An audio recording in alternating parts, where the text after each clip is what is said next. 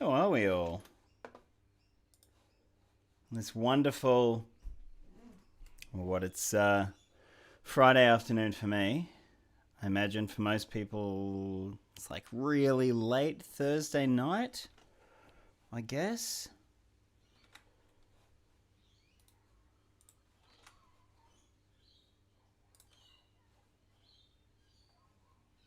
Oh, what are we doing? There we go. Looks a bit better. Oh my goodness. So we are, unfortunately, or fortunately, I mean, we're getting through it. We'll be looking at Chapter 4 of BreadTube Serves Imperialism. Oh dear. All right. And we're just going to hook in because I need to get this book finished. This book is, much like communism was the spectre that is haunting Europe, this book and Caleb Maupin are haunting me. So, Chapter 4, Understanding Left Pessimism.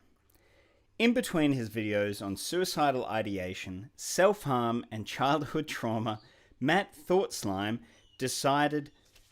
7:20 a.m. here. Bright and early.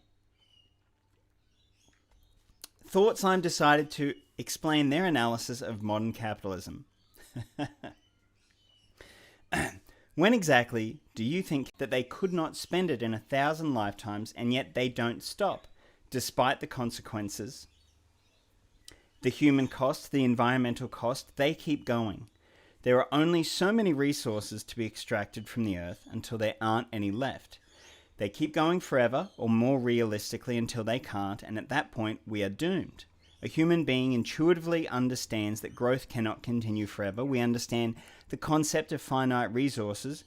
We, the consumer, particularly those of us in the West, bear some responsibility in this too. We buy shit we don't need and throw away shit other people could use.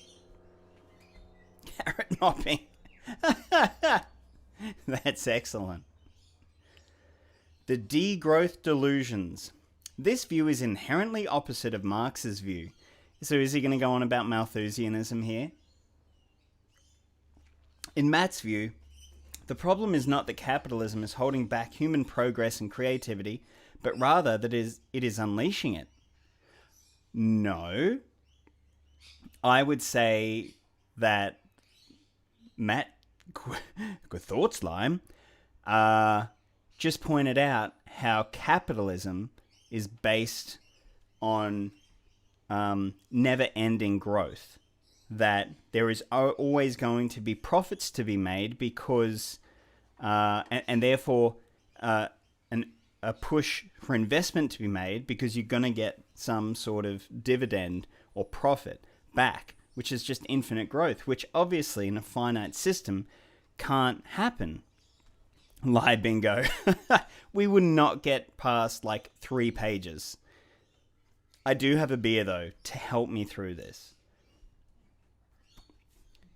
So, like a neoliberal economist, Matt Thoughtslime believes the delusion that somehow the system that leaves millions of people in poverty across the developing world and increasingly drives first world workers into greater poverty and lower living standards is not holding back human productivity. Does Matt Thoughtslime believe that? Because from the quotation that you included, a huge block quote, which I know you love doing, Caleb, that wasn't evident in there at all. Like a free market economist, Matt Thoughtslime, fucking hell, either say Matt or Thoughtslime. Fuck, Caleb, learn to write. Thoughtslime believes capitalism is capable of creating endless... No! It's Oh my... Caleb, he's done it to me already. Okay. Believes capitalism is capable of creating endless growth. Something the last 200 years of economic crises, wars, and chronic poverty, despite technological advancement, has clearly refuted. Yeah, that's the point. And yet capitalism is fundamentally based on that. What? Will Matt accept The first time he doesn't use Matt Thought Slime, and I'm like, awesome! The very next word he misspells. While Matt accepts the premise that capitalism is capable of creating endless growth, Matt thinks this is bad. What kind of a fucking sentence is that? While Matt accepts the premise that capitalism is capable of creating endless growth, Matt thinks this is bad.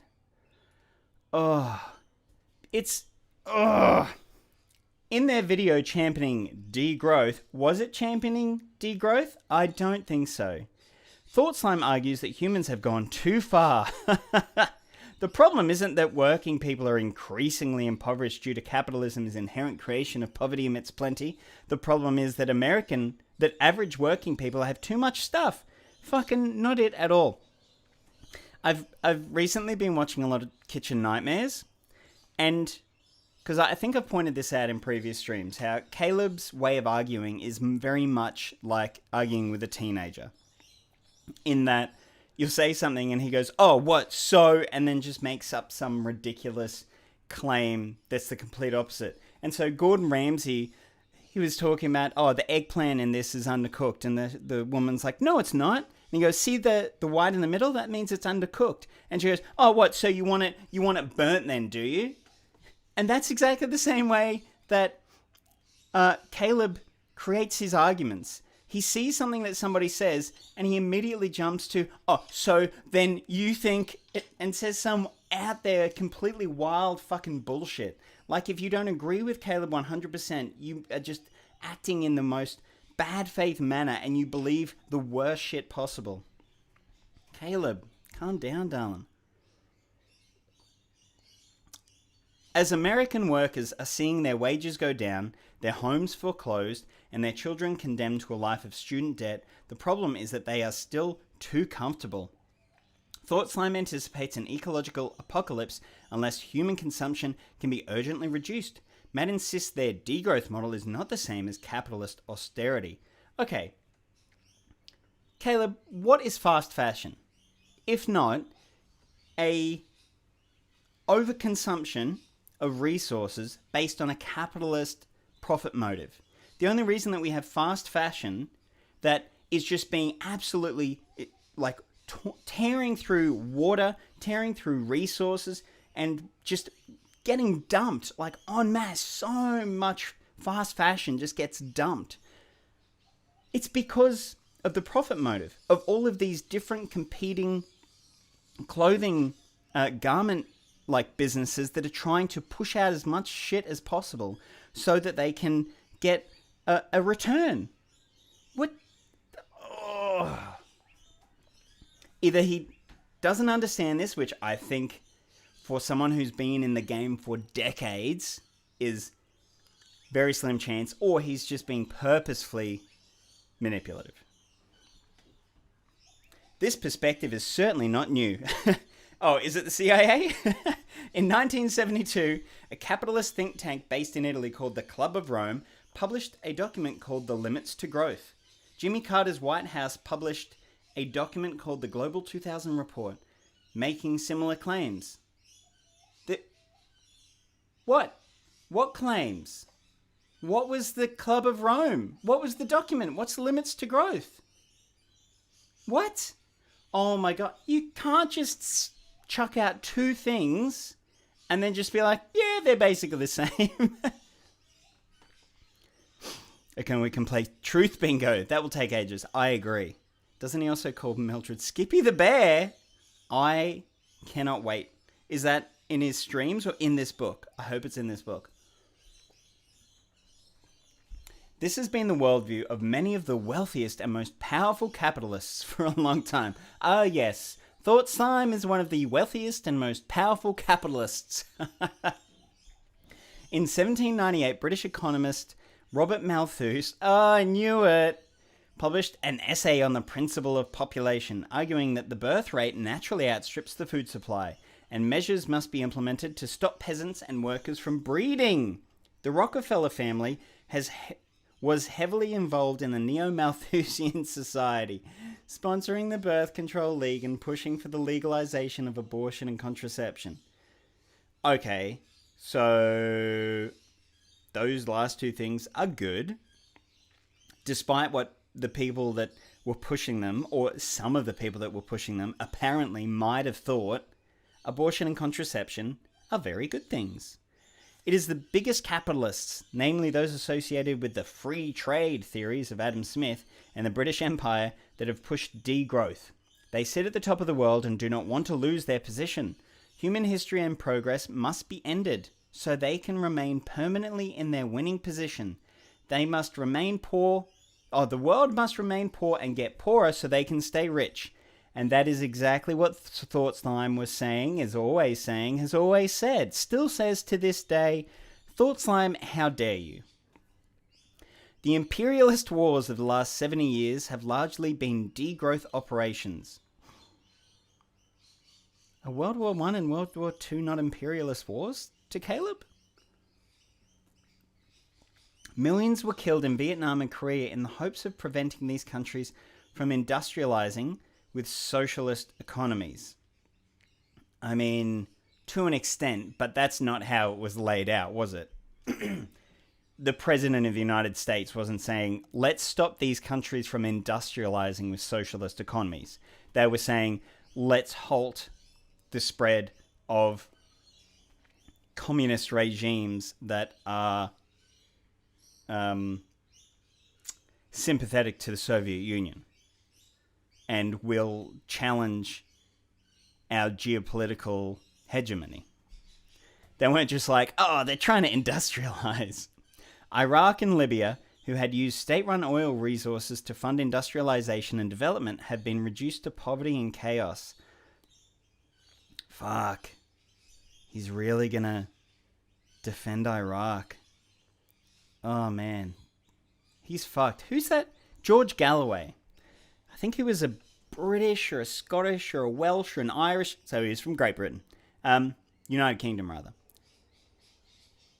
George Galloway might have been an MP even, and went and gave speeches like in Iraq, standing next to Saddam Hussein, saying how great Iraq was. Basically, this very same, anti-US, so we're pro-Iraq. It's such terrible dichotomized bullshit. Scottish. Okay, wonderful. There we are. China and Russia are hated by the Western imperialists because they are no longer impoverished client states but competitors, selling their own oil, steel, and computer technology in competition with the monopolists.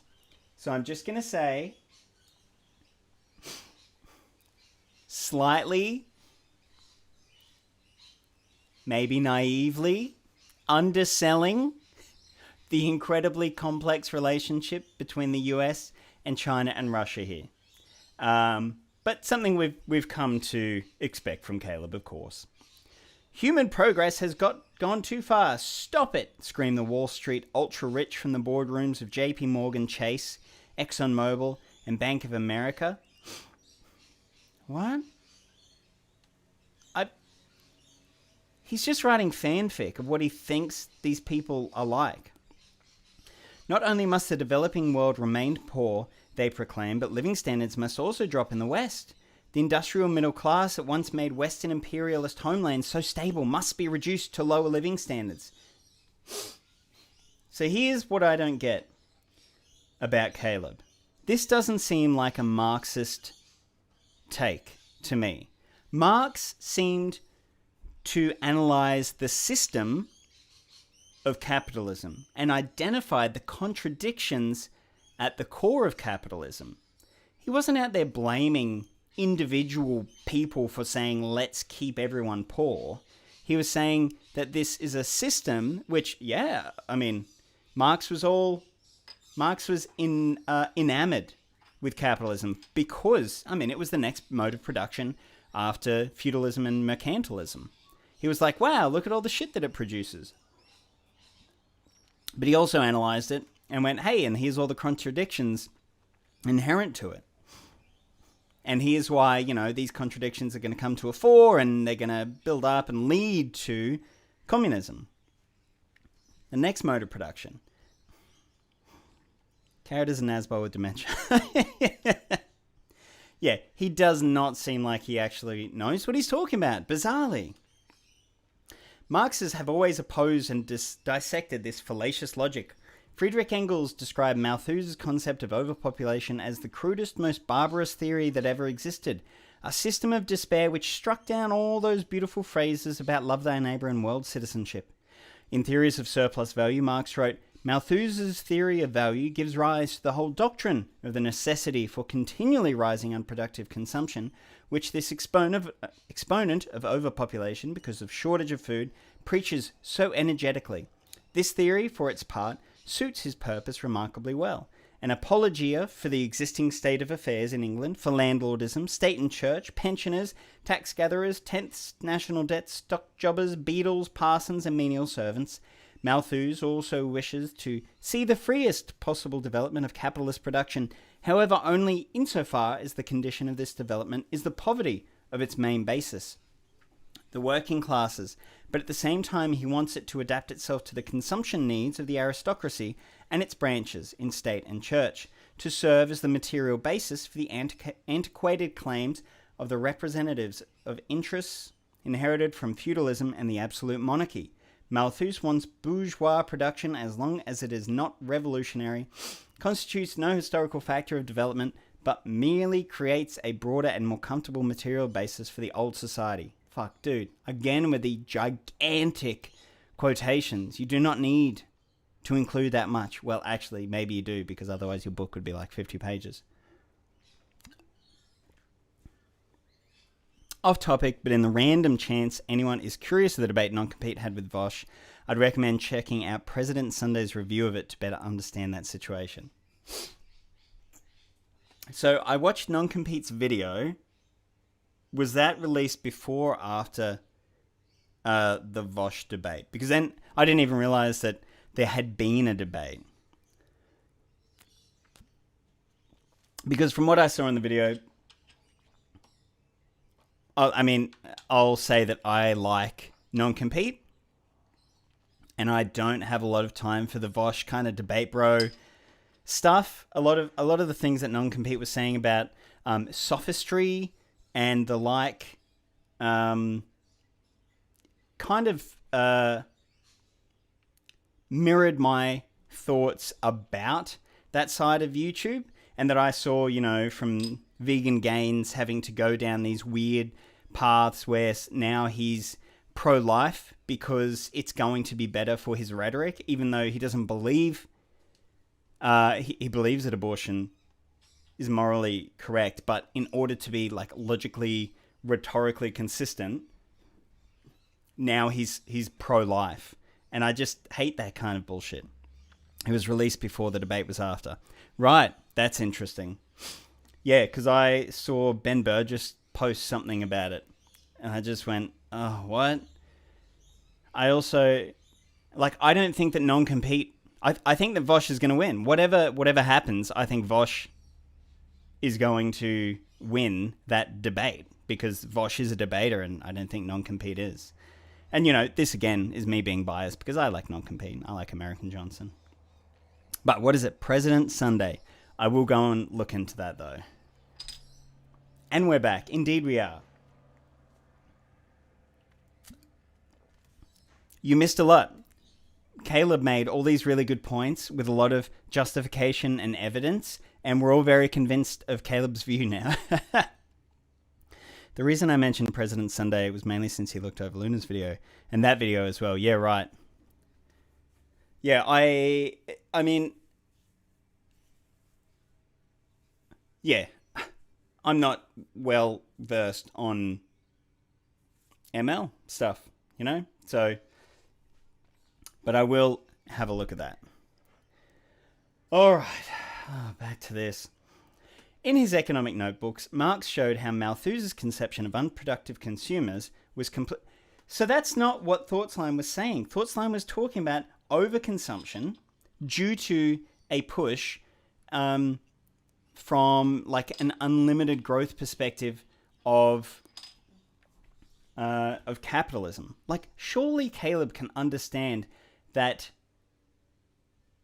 There's not everyone in the world, not all 9 billion people, Wait, do we have 9 billion people? No, anyway, 7.5 billion? Billions of people in the world can't live in mansions. Okay? Like, 7 billion people can't have 10 cars each. 7 people in the world can't, like, have a mansion and run every single light in that running on coal power. And not even because of the implication in Thought Slime's video was about climate change as well. Like, clearly, it was about climate change. Wait, does Caleb believe in climate change? Anyway. But we're completely false, but serve the interests of the wealthy people who had commissioned his work. Marx wrote Malthus's book on population was a lampoon directed against the French Revolution and the contemporary ideas of reform in England, Godwin, etc. It was an apologia for the poverty of the working classes. The theory was plagiarized from Townsend and others. His essay on rent was a piece of polemic writing in support of the landlords against industrial capital.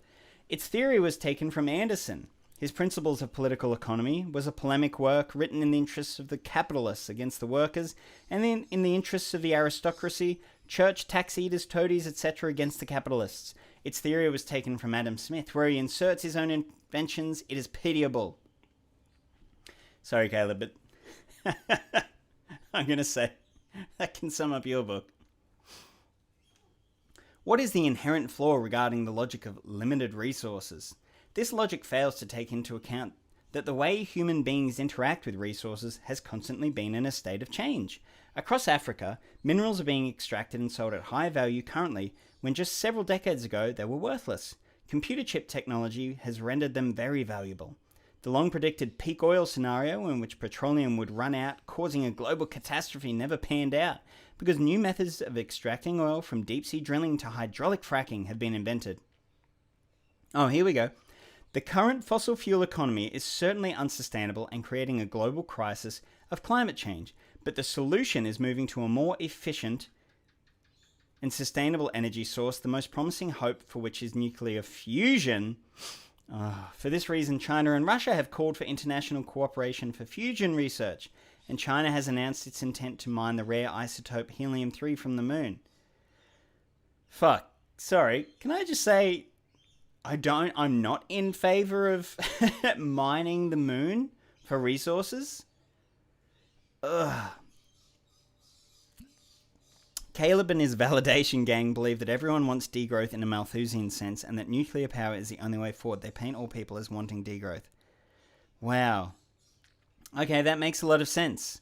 Until this chapter, I had never heard of degrowth or degrowth movements.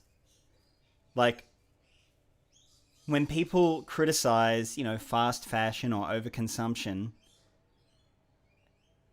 like, I never think, we should, go back. It's not some primitivist fucking Khmer Rouge situation. What does he think of the Khmer Rouge? Because they're, supposedly MLs, I think, Pol Pot. But I look at it and I'm like, oh, it seems like they're primitivists. Like anarcho-primitivists. The way human beings interact with resources must change, no doubt about it. But the pessimistic notion that the human race must degrow is frightening and unrealistic. Well, if it's frightening and unrealistic, why do you go bandying it around? Like that people must be saying that. Maybe they're not, Caleb. Maybe take them on face value. As Friedrich Engels noted, when discussing nuclear fusion, God, the animal merely uses its environment and brings about changes in it simply by its presence. Man, by his changes, makes it serve his ends, masters it. This is the final, essential distinction between man and other animals. And once again, it is labor that brings about this distinction. Human beings are toolmakers and inventors, constantly changing how they interact with their environment, more efficiently forcing it to serve us and expand our life expectancy and quality of being. So let's look at this picture. Many anarchists and environmentalists put forward the notion that somehow growth and economic progress are bad, and society should be reduced to lower living standards amid efforts to control the population. Oh, Caleb. Yeah, they paint all activism that wants to change consumption and production as wants to go backwards rather than forward. No in between. False dichotomy. Yeah, absolutely. He's such a bad faith actor. I'm discovering from reading his very own book. Wow. Marxism seeks for the population to expand and for living standards to rise. Could it expand indefinitely, Caleb? Could this Earth have 100 billion people on it? If no, then isn't that some weird degrowth Malthusianism? Could we have 1 trillion people on this Earth, Caleb? If no, wouldn't that be Malthusianism to you? In fact, the transition from the lower stage to the higher stage of communism is rooted in the ability of a centrally planned economy to vastly increase the productive forces. In his critique of the Gotha program, Marx explained that the ultimate goal of total equality in a stateless, classless world was only possible with a vast material abundance. Marx wrote, "In the higher phase of communist society, after the enslaving subordination of the individual to the division of labour, and therewith also the antithesis between mental and physical labour has vanished, after labour has become not only a means of life, but life's prime want, after the productive forces have also increased... Jesus, Caleb. Spell check your book.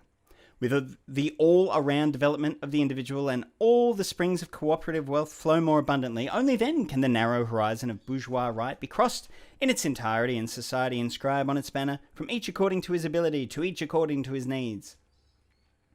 So, I have nothing so far in truth, bingo. No, unless you count the fact that the quotations he's using from Marx and Engels were like Marx and Engels' work, then maybe that could be considered truth. But as for his arguments, absolutely not. I know that Caleb hates anarchists, but David Graeber wrote a great book about this. Was it called Bullshit Jobs? Where he pointed out that, in capitalism, there is so much work that is not actually productive and is only there in order to keep capitalism going. Like, we don't have to look at, and David Graeber, he also had this really great, I'm going to include it in my video when I finally summarize this entire book, but I read this really great David Graeber article where he was looking at Marx's modes of production and how they were relatively underformed. And particularly, and because I saw this the other day, Haz was talking about the Asian mode of production, or the Asiatic mode of production, and, rolling it out in an almost Orientalist, racist manner. That was part of what David Graeber was talking about when he said that it was really underformed, underdeveloped rather, from an anarchist. And I wonder if Caleb reads any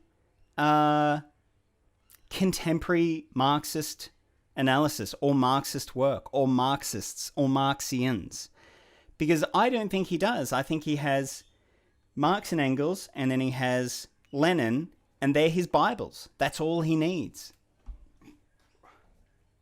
Vosh said some incredibly anti-Semitic stuff about pre-war Germany. Kind of irrelevant, but still. I've been seeing stuff going around about the kind of things that Vosh was saying. He's a debate bro, He's going to do that edgy stuff, and I don't think is particularly good for quote-unquote the movement. Yeah, Bullshit Jobs is great. So is Debt, the first 500 years, amazing stuff, rest in peace. I haven't read that yet, and I haven't read, because he's got that new one out posthumously with somebody else, because he was an anthropologist. Something looking at kind of, re-examining our, quote-unquote primitive violent roots. What book is it? Sex at Dawn, which is kind of an anthropological look at polyamory, also has that kind of take, looking at, I guess, how, early humans and the early human communities were very different than the kind of, social Darwinism that we, survival of the fittest that we think of them as today. I'm reading Graeber's latest book. It's brilliant. Oh, there you go. Wonderful. What's that called, if you don't mind? All right. Degrowth has nothing to do with population control or imprint BS. It's about combating the system of overproduction and consumption. Yeah. And I keep saying this because I keep wanting to give Caleb the benefit of the doubt. But yeah, I don't actually think now, over 100 pages in, I don't think he is being good faith. I think he is trying to muddy the waters. Because he should be able to understand that. At the very least, to steelman Caleb, he's at the very least not steelmanning his opponent's arguments. Because he's a baby who got his feelings hurt. The Dawn of Everything. Okay, wonderful. Yeah, I want to read that as well. It looks really interesting. Okay, Marx was pointing... Now, wonderful. Caleb's going to interpret us for it. The Dawn of Everything. Excellent. Okay, Marx was pointing to the fundamental reality that inequality is rooted in scarcity. Class society, the state, oppressive relations, and patriarchy are all rooted in managing a society at a certain level of development. As society has become more abundant and living standards have become higher, the rigidity of less abundant times has somewhat eroded. No one spoke of freedom of speech in ancient times. What? Dude, this shows how historically inept Caleb is. Scarcity. Oh, man. No one... This is... Oh, man. I don't even know what this is. It's not historical materialism, even. It's ascribing... Oh, what are you talking about? Dude. Read some philosophy. Read some history. No one spoke of freedom of speech in ancient times because such a concept was simply inconsistent with a society at this technological level. Scarcity necessitates authoritarianism and hierarchy, and abundance and development loosens these restraints, creating equality and freedom. It was more that Vosch was trying to get non-compete to understand issues with some moral systems. It was mostly a bad way of doing it. We should have a book club with an actual good book eventually. Yeah, I was thinking that because I just finished reading Call for the Dead, which is an old spy kind of thriller. The guy that wrote Tinker Tailor Soldier Spy. Very good, very steeped in, British Cold War shenanigans, but it was a thoroughly enjoyable read. And I'm on to Neville Shute's On the Beach at the moment, which is, again, set in, I think, 63, post-Cold War, post-complete nuclear winter. And it's set in Australia, and basically the entire northern hemisphere is destroyed, and the radiation is slowly moving south, and everyone's going to die. And, yeah, really good book. But yeah, you're right. We should have an actual good book club. Vosch knows he can say anything and deny responsibility because he presents himself as a comedian with a shifting position in debate, but as NC said, it's just sophistry and down for a book club. Yeah. Marx brilliantly ripped to shreds the liberal ideology of the Enlightenment, exposing that rights and liberties are not natural and God-given, but rather correspond to the economic base of society.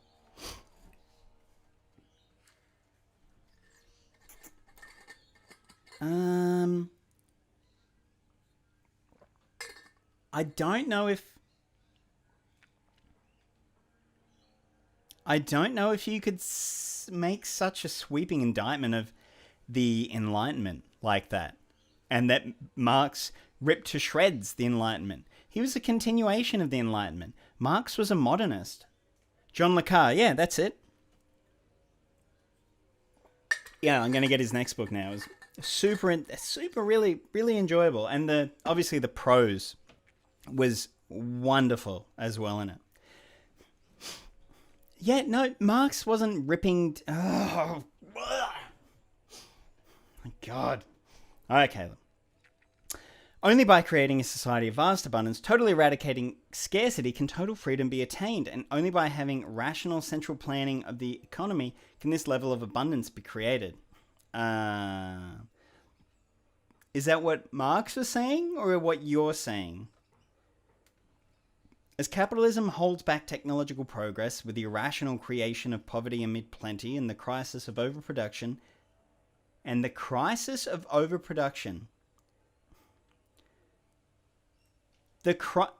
as capitalism holds back technological progress with the irrational creation of poverty amid plenty and the crisis of overproduction. Isn't that exactly what Thoughtsline was pointing out? Caleb, what are you talking about?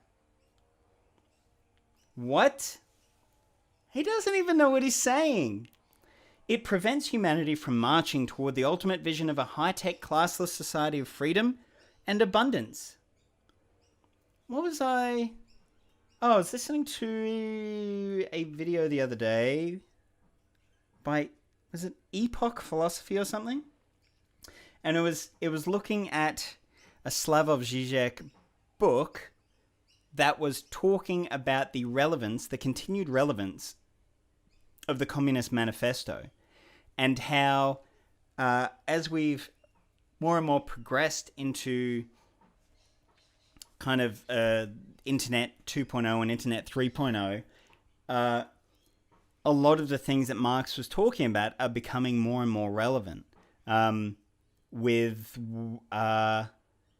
Was it David Graeber again who coined the term liberal communism?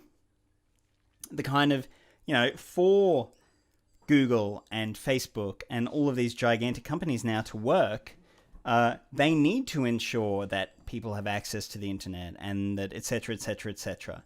And so there's, you have these post-Soviet, post-communist states, China, etc., who are China and Vietnam, who are some of the best managers of capitalism around today. And then you have countries like America and other developed countries in the West, where they are turning into this weird technocratic communism. And obviously, it's not saying that Facebook is communism, because they're also trying to now find ways to privatize that, intrapersonal communication and interaction is privatized through Facebook. Searching the internet is privatized through Google. All of these sorts of things. But it's a really, really interesting video. I might actually post that in a community post afterwards, because I found it was also wonderfully produced, and I enjoy Zizek. The main thing is NC doesn't exactly understand some of what he was discussing, which is again why I'd recommend Sunday's reviews of the situation. Yeah, cool. The debate didn't really do any good for either of them. And yeah, I don't think it ever really does. I cannot... The one debate that I can remember actually changing my mind was when I was gone from my, my atheist phase to my anti-SJW, anti-feminist phase, and Sargon of Akkad had on Christy Winters. And he had his little rant, his little, polemic. And then she just talked about these really serious, real-world, grounded issues. And I thought, this feminism actually seems like there's something to it. So thank you for that, Sargon, for getting me out of that by platforming a feminist. It was very wonderful. Epoch Philosophy makes great stuff, especially on Marcuse and other Marxist Freudians. And yeah, honestly, Non-Compete did not do a great job in that conversation, but I think EJ was not prepared or interested in dealing with Vosh after what Lerner has gone through. Yeah, and I mean, I would not be able to hold my own in something like that. I'm not a debatey person. I will have a talk with someone, but I'm, just not interested in... Well, and I'm not skilled at debating either. I mean, the only time that it is interesting is when it is two kind of debate bros who go at it, and their audiences are both there, and it would be like a boxing match or an MMA match where no one lands a knockout, because they're both really well trained, and there's also no referee. So at the end, both sides go away with their audiences thinking that they both won. Doesn't do anyone any good, except for those people that are arguing and debating. They do really well out of it. Okay. Socialism has always been a fundamentally optimistic political movement. It views human history as marching forward from hunter-gatherer civilization to slavery and feudalism to capitalism, with socialism, the lowest stage of communism, and the ultimate highest stage of communism on the horizon. Certain types of socialism, Caleb. That's not... There are different schools of socialism, bro. This understanding of the state, hierarchies, and the progressive trajectory of humanity toward great abundance is what makes Marx's historical materialism so valuable, and also what makes him a modernist. In an age where right-wing figures like Jordan Peterson, also a modernist, argue that hierarchies and inequality are just natural, it is essential to understand human social structures as reflective of an underlying economic base. As the underlying economic base changes, human relations also change. The family, the nature of government, the level of freedom and social mobility is not rooted in some natural way found in our DNA or created by divinity. These institutions have evolved throughout human history as human beings move toward a greater state of material abundance. BreadTube obscures this. What? And furthermore denounces human progress and technological advance, thus feeding the common right-wing delusions. What? What the fuck are you talking about, Caleb? Where did that come from? The family, the nature of government, the level of freedom and social mobility is not rooted in some natural way found in our DNA or created by divinity. I mean, I would also say, though, that like so much science, psychology, psychoanalysis, DNA, like genome sequencing, a huge understanding of evolutionary psychology has happened since Marx and since Lenin.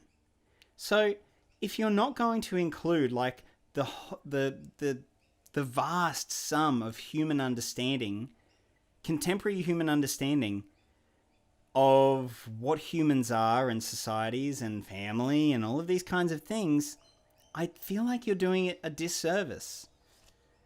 I mean, you know, unless you just want to be an orthodox Marxist and use Marx and Engels and Lenin as your Bible.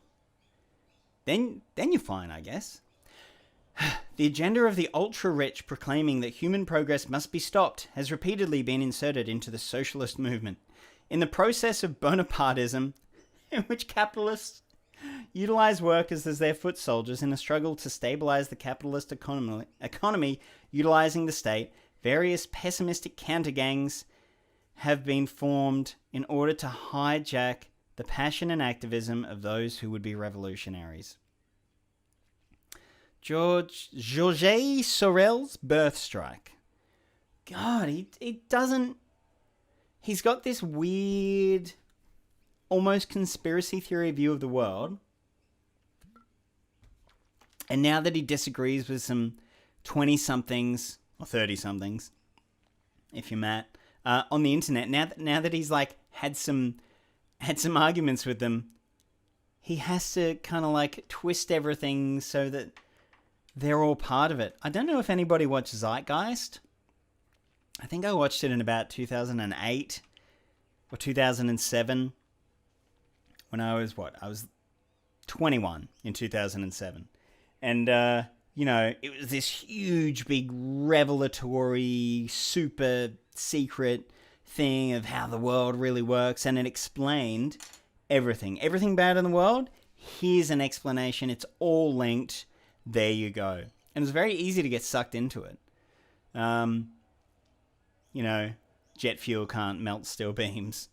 And that seems to me what Caleb has got himself into, except isn't he in his late 30s? I feel sorry for the dude. He just hasn't been able to break out of it. Also, somebody commented and said that he's big into the LaRouche movement. And I had a look at it, and it was a lot of the same kind of, you know, it was a European far-right stuff. And they said that, a lot of the LaRouche talking points were things that come up in Caleb's stuff. Also why he, aligns himself with Dugan and things like that. All right, let's see what weird stuff he's going to tangentially try and link to thought slime. The French philosopher Georges Sorel was the first prominent leftist voice to break with this optimism, long considered essential in the socialist movement. Sorel wrote in his 1908 pamphlet Reflections on Violence, "It seems to me that the optimism of the Greek philosophers depended to a great extent on economic reasons. It probably arose in the rich and commercial urban populations who were able to regard the universe as an immense shop full of excellent things with which they could satisfy their greed. I imagine that Greek pessimism sprang from poor warlike tribes living in the mountains who were filled with an enormous aristocratic pride, but whose material conditions were correspondingly poor. They explained their present wretchedness to them by relating catastrophes in which semi-divine former chiefs had succumbed to the fate or the jealousy of the gods. The courage of the warriors might, for the moment, be unable to accomplish anything, but it would not always be so. The tribe must remain faithful to the old customs in order to be ready for great and victorious expeditions, which might very well take place in the near future." What? I think he's mid-30s. Oh, man, I can't believe I... Actually, no, I tried to look it up, I think, in another stream, didn't I? And I couldn't find it. LaRouche is a conspiracy theorist and cult leader. Yeah. That is our sweet Caleb that we've come to know and love. Always in with the conspiracy. So, before he goes on, it seems to me that the optimism of the Greek philosophers depend on a great extent on economic reasons. I mean, that doesn't seem like he's saying let's all be pessimistic. It's like he's saying it's like a historical historical materialism is trying to explain it, right? Why they might have... Sorel openly attacked the concept of optimism, and as his thought influenced the syndicalist current in Europe, he broke with much of the Marxian tradition and outlook. The primary difference that Sorel had with the French Marxists and Social Democrats was their belief in building a mass organization. Sorel argued that instead of building a broad organization among the working class with roots in unions, community groups and such, it was instead better to build a group of fanatical, dedicated men who would engage in heroism through acts of violence. Sorel invoked the power of mythology in building effective mass movements and drew heavily from the history of Greece and Rome when arguing how to build an ideal revolutionary organization to overturn capitalism. So the primary difference was their belief in building a mass organization. Sorel invoked the power of mythology in building effective mass movements. So, yeah, what? So he did believe in building mass movements then. What are you talking about? At the time of his death in 1922, Georges Sorel was an enthusiastic admirer of both Vladimir Lenin and Benito Mussolini. Sorel believed that both Lenin's Party of New Type and Mussolini's Black Shirts proved that his model of a violent, heroic counter-gang as opposed to a mass party was effective. While no record of contact between Lenin and Sorel can be established, the fascist dictator Benito Mussolini was heavily influenced by Sorel's teachings. Mussolini had been the editor of a socialist newspaper in Italy, but he broke with Marxism and became a syndicalist and adherent of Sorel's teachings while living in Switzerland in 1902. Eventually, Mussolini formed the Fascist Party in 1919, synthesizing the teachings of Georges Sorel with the theories of Italian futurist Filippo Tommaso Marinetti, Friedrich Nietzsche, and Plato, among other influences. However, he made it clear, I owe most to Georges Sorel. This master of syndicalism, by his rough theories of revolutionary tactics, has contributed most to form the discipline, energy, and power of the fascist cohorts. So that's interesting. How is he going to link this back to BreadTube?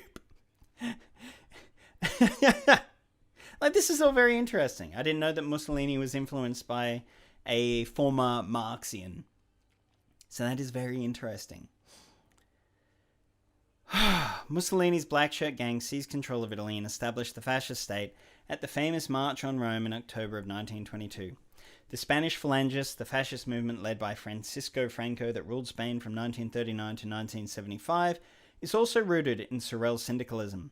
Franco and his allies were originally members of the National Syndicalist Party of Spain, a group of Sorelians who supported the Spanish monarchy, arguing that mystical power of the throne could be used to mobilize the working class. Taking lead from Sorel, Mussolini and Franco utilized anti-capitalist demagogy, but wrapped it in pessimism, looking backwards to the supposed glory of archaic monarchies and nationalistic imagery while glorifying violence and destruction. One big aspect of this was opposing the expansion of the human race and embracing the concept of overpopulation. Oh, okay, that's what it's all linked to. In the lead up to the First World War, the syndicalists and followers of Georges Sorel began arguing for a birth strike. They argued in Marxian terms that having children would drive wages down by increasing competition for jobs. They furthermore argued that revolutionaries should not be upstanding working class community members, but rather a special elite group of dedicated fanatics who did not have time for the distraction of family life. I mean, is anybody else seeing... Because I know that he's going to argue that this is terrible and this is ridiculous. Isn't that the concept of a vanguard party, though?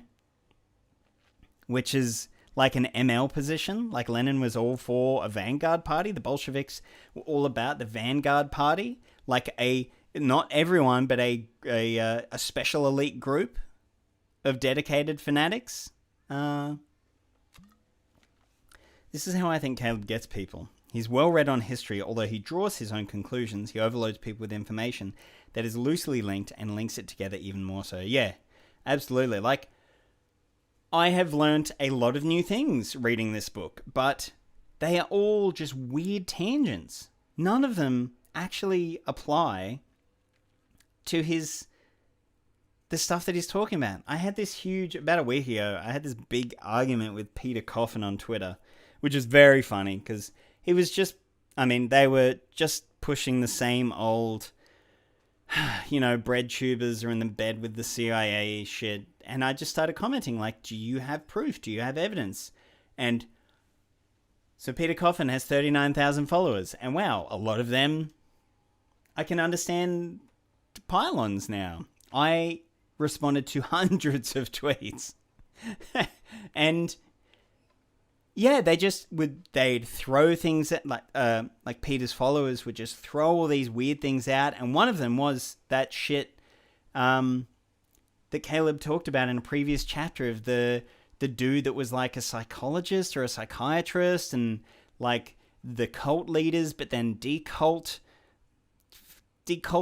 people and all this shit. I'm like, yeah, but what are you talking about? That doesn't mean that Big Joel is under the employ of the CIA. Like, are you fucking kidding me? It's bizarre. Sounds like familiar rhetoric, yeah. I'm always arguing with Coffin.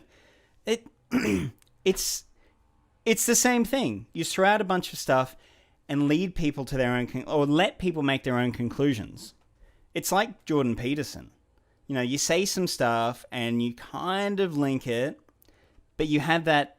and Peter Coffin did walk it back a bit by saying, oh no, Caleb and I don't say this.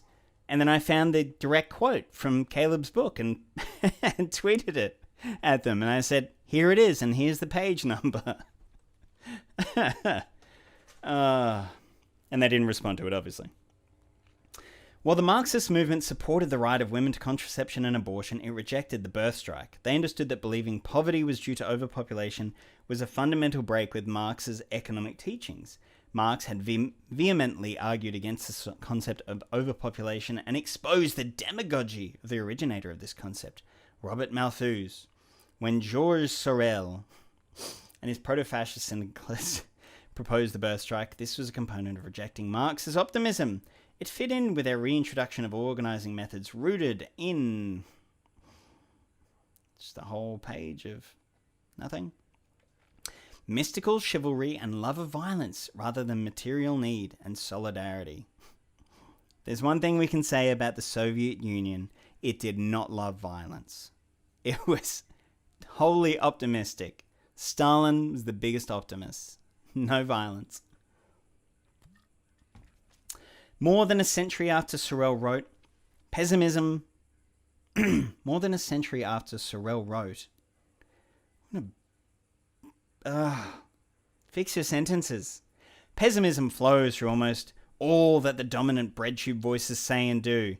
Sorry, Caleb, is this book not wholly pessimistic? People that I don't like on the internet are CIA spies, funded by the CIA Trotskyists, just like Jackson Pollock. In their view, the world is on the brink of collapse unless there can be a reduction of consumption. Sorry, Caleb. Have you seen any of the shit about, like you had one little mea culpa paragraph about, well, obviously fossil fuel consumption's bad. Are you fucking kidding me? So I live in Australia, which you can probably tell from my twangy little accent. And we are suffering hard.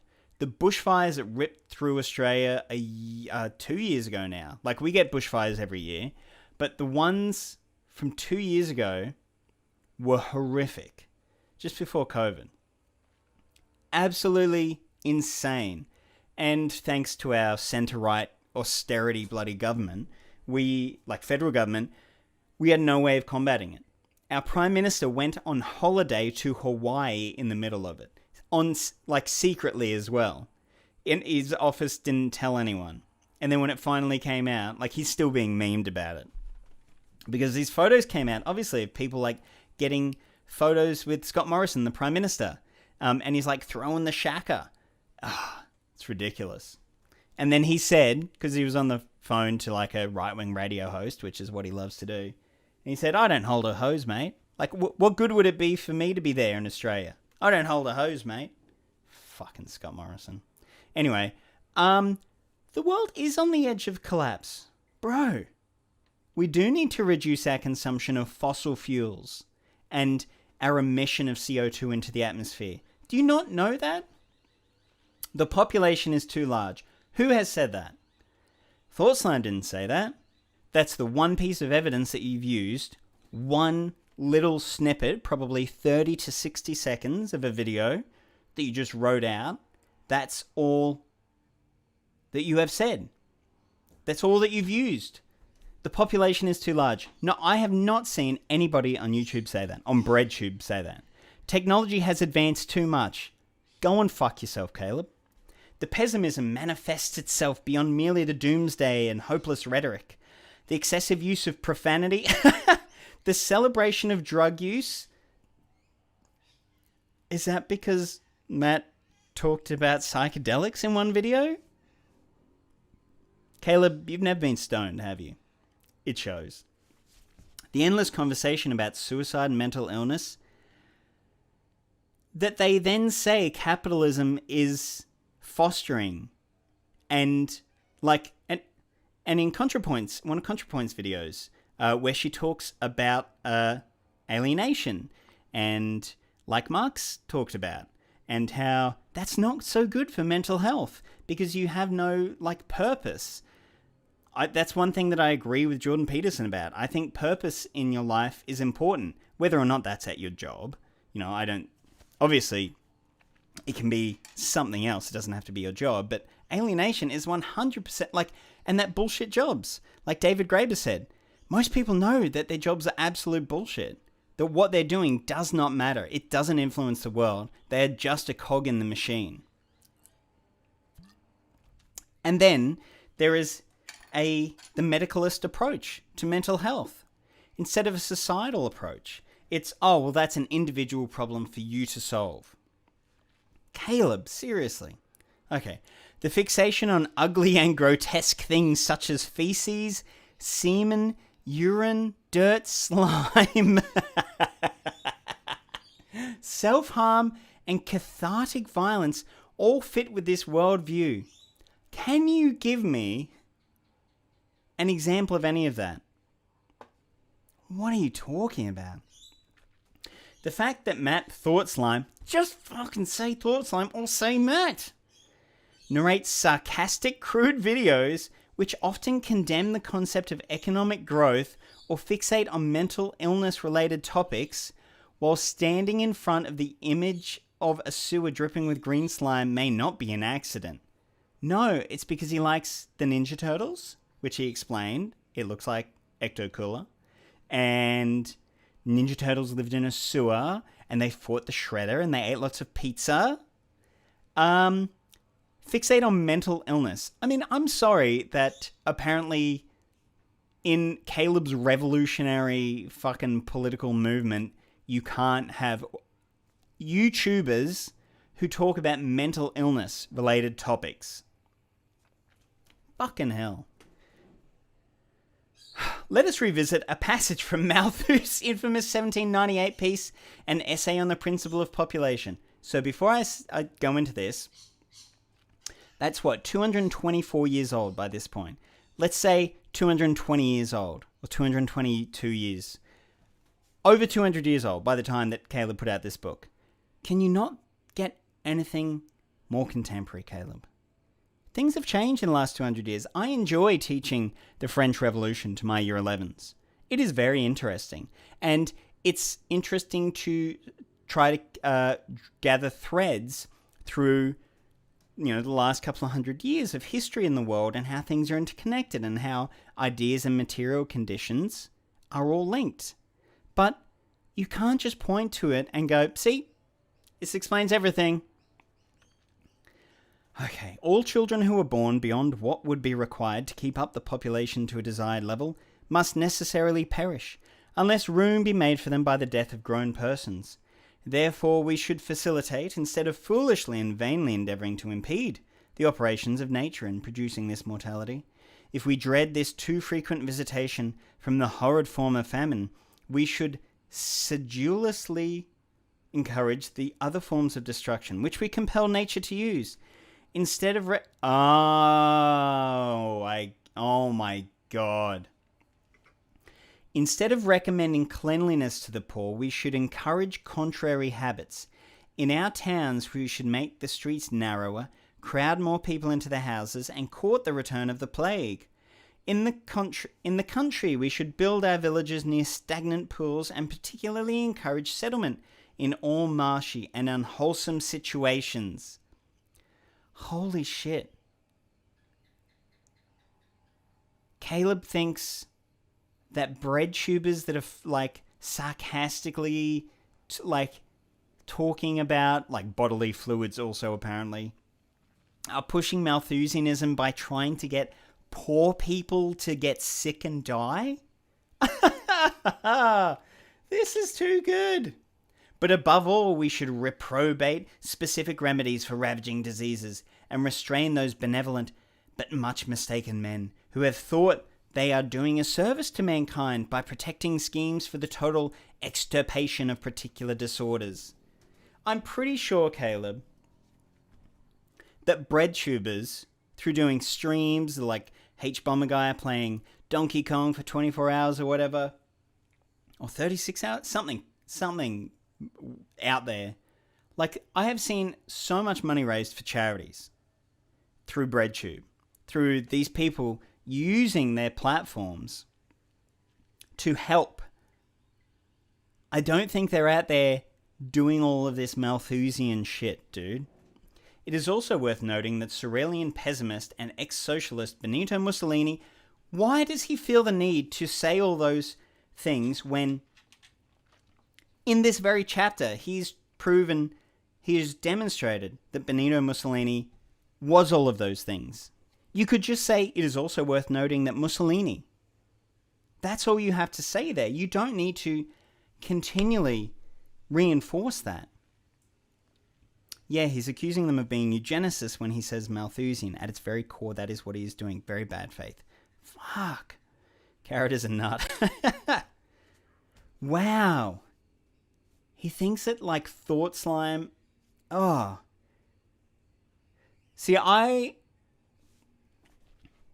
think I said in a previous stream how, Caleb seems like he came a bit late to understand internet culture and stuff, and so he probably feels as though he should have a bigger platform, but he doesn't get the entertainment aspect of it. YouTube is not a revolutionary fucking medium. It's good for education, and it's good for spreading ideas and being informative, but it also is about being entertaining. And Caleb is not that. And he also doesn't understand a lot of pop culture. And the fact that he sees like reference, like the fact that, sorry, my mind is just exploding right now. This is too much. Caleb, you are too much. Benito Mussolini shared the fixation on feces and the cruel, degrading humour of bullies, often found among BreadTube voices. What? One of Mussolini's favourite ways of punishing dissidents is described in Peter Carlson's 2016 article published on HistoryNet. As Rogers studied Mussolini, he learned about the dictator's favourite disciplinary tool, castor oil. Black shirts would seize a foe, rough him up, strap him to a chair, and pour the laxative down his throat. Once the fellow soiled himself, the black shirts would send him home sick, hurting, and humiliated. That is how I have heard that BreadTubers react when Patreons unsub from them. They go around to their house with their gang of vicious thugs, I guess Antifa. So they take their Antifa around and they tie them down and they pour memes into their mouth until their victim is cringe, and then they send them home, and cancel them. It's exactly what happens. The article describes how mainstream US media radio personality Will Rogers found this demented practice to be humorous and joked about it with the murderous fascist dictator while they bonded over Russophobia. Rogers found this stratagem hilarious. I know of nothing that would lessen a man's political aspirations more than this, he wrote. Just think of the possibilities not only in Italy but in our country. Delighted that an American appreciated his torturous innovation, Mussolini elaborated. One fellow, he not so bad, we give him half a litre, he said laughing. Next fellow, he bad boy, we give him 1 litre. Rogers asked Mussolini to sell him the recipe so he could dose US senators engaging in filibusters. Congressmen were not so bad, Roger added, so he'd give them only half a litre. The two men laughed. Rogers said he was going to Russia. Oh, Russia, Mussolini said. You take recipe to Russia. Very good for Russia, castor oil. I give you free. And they laughed again. Caleb, have you ever heard about the torture in Iraq? In Saddam Hussein's Iraq? Have you ever heard about the torture in Gaddafi's Libya? What are you talking about? Have you gotten to the part where Carrot accuses Mildred of putting a hit on? Oh my... No! This is going to be brilliant. I am going to have a 30-second break while I go and get myself a scotch, though. I will be back.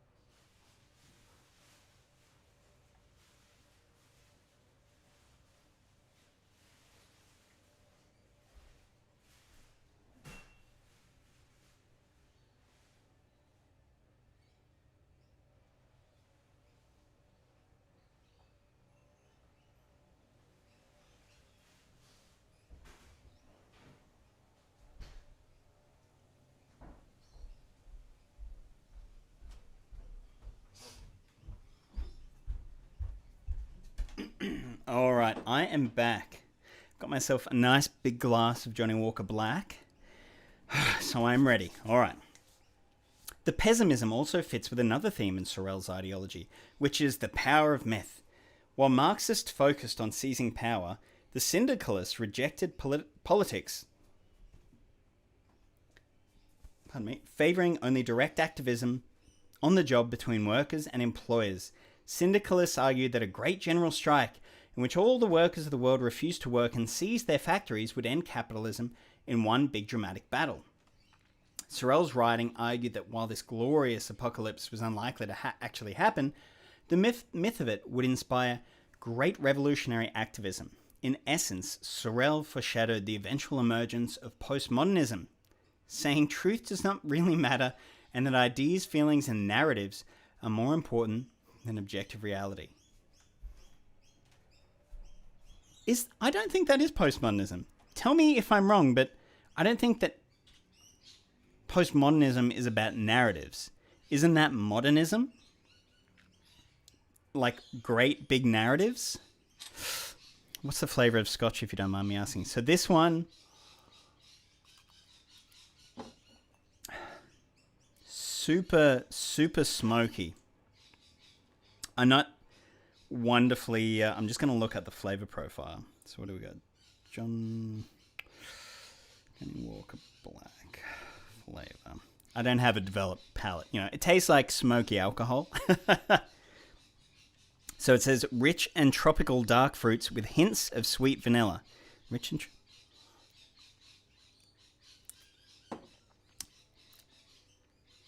Oh, yeah. I can taste the vanilla, kind of. Definitely tastes like alcohol, though. Definitely tastes like I'm sipping straight alcohol. Oh. BreadTube voices generally argue that truth does not exist. Do they?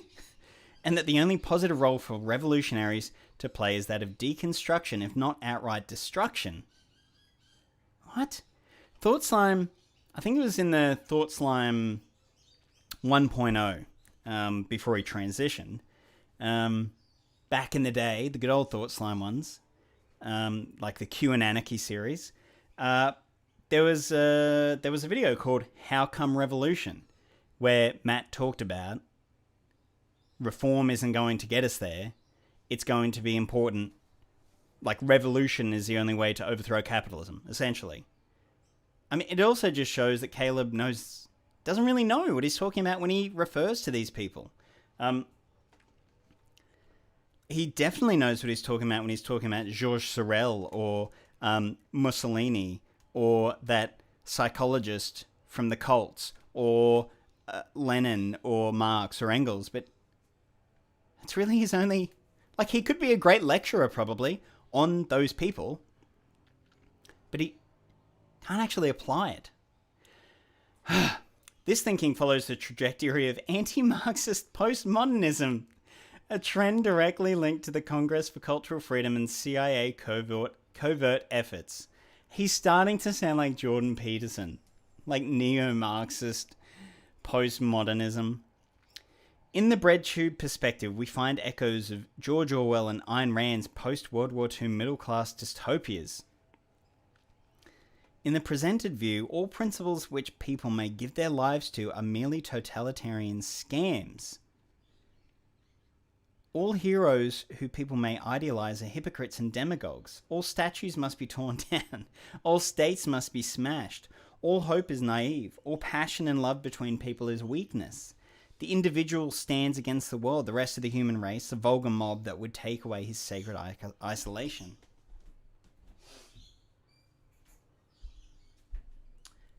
So,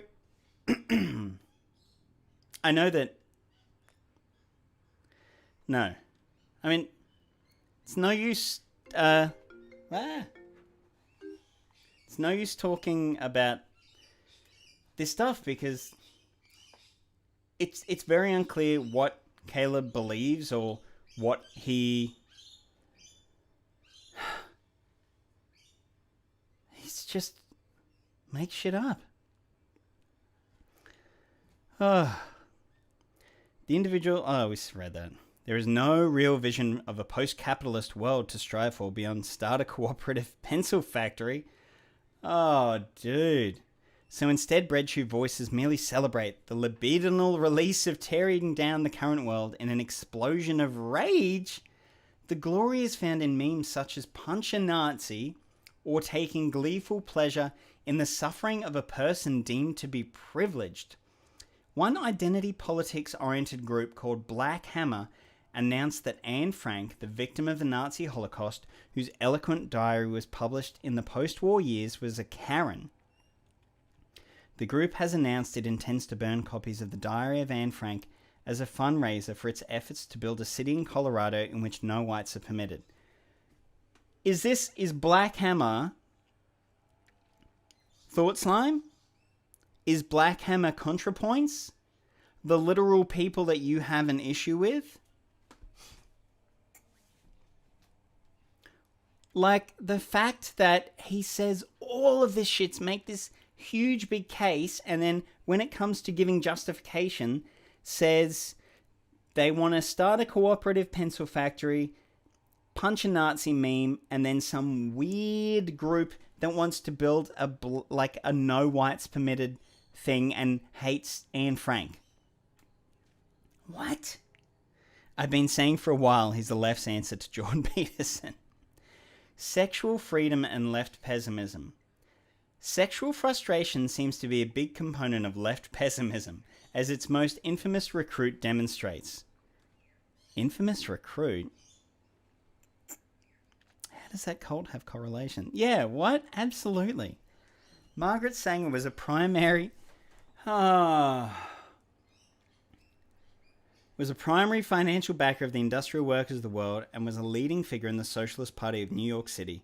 Sanger associated with a number of wealthy left-wing intellectuals in New York City in the early years of the 20th century, including John Reed, Emma Goldman, Max Eastman, and Upton Sinclair. Sanger led fundraising efforts to support the strikes of textile workers in New Jersey and eventually launched her own magazine, The Woman Rebel. Sanger was a Marxist, but central in all things was her belief in sexual freedom.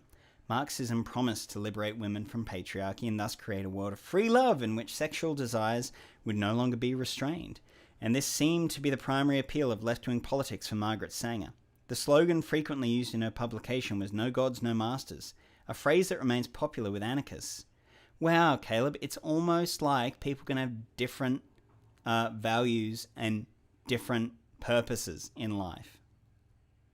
Like a woman in the, early 1900s being worried about sexual liberty is going to be focused on sexual liberty, and you're like, this seemed to be the primary appeal for her, not creating a workers run blah blah blah, a state-owned pencil factory. After calling for the assassination of John D. Rockefeller and facing criminal charges for distributing birth control, Sanger fled the United States for Britain in 1914. Hasn't he denounced Rockefeller before? Wouldn't he be chill with that? In Britain, she began to associate with the Neo-Malthusian Society. Charles Vickery Drysdale was the founder of the Malthusian League. The League was comprised of a group of wealthy British people who believed birth control and abortion could reduce the human population. Opinions such as Sanger's Marxism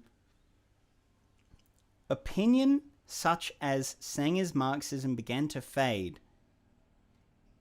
What?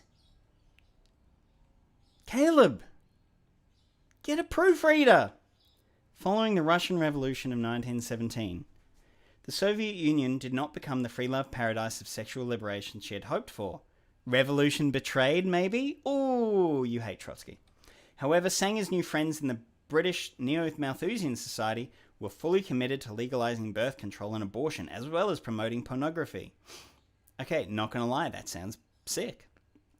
The very Rockefeller oligarchs whom she had previously threatened soon gave her financial backing. With her legal troubles conveniently resolved, Sanger returned to the US and established the first birth control clinic in New York City. Sanger denounced Marxism in scathing polemics, announcing that the problem was not capitalism but simply humanity's drive to procreate and expand. Discontented workers may rally to Marxism because it places the blame for their misery outside of themselves and depicts their conditions as a result of a capitalistic conspiracy, thereby satisfying that innate tendency of every human being to shift the blame to some living person outside himself, and because it strengthens his belief that his suffering and difficulties may be overcome by the immediate amelioration of his economic environment. In this manner, psychologists tell us neuroses and inner compulsions are fostered. No true solution is possible, to continue this analogy, until the worker is awakened to the realization that the roots of his malady lie deep in his own nature, his own organism, his own habits. To blame everything upon the capitalists and the environment produced by capitalism is to focus attention upon merely one of the elements of the problem. The Marxian too often forgets that before there was a capitalist, there was exercised the unlimited reproductive activity of mankind, which produced the first overcrowding, the first want. This goaded humanity into its industrial frenzy, into warfare and theft and slavery. Capitalism has not created the lamentable state of affairs in which the world now finds itself. It has grown out of them, armed with the inevitable power to take advantage of our swarming, spawning millions. I mean, there's some stuff in there that I agree with. Like most contemporary environmentalists, here we go. Sanger concluded that individual workers and the very creative nature of humanity was the problem, not capitalism.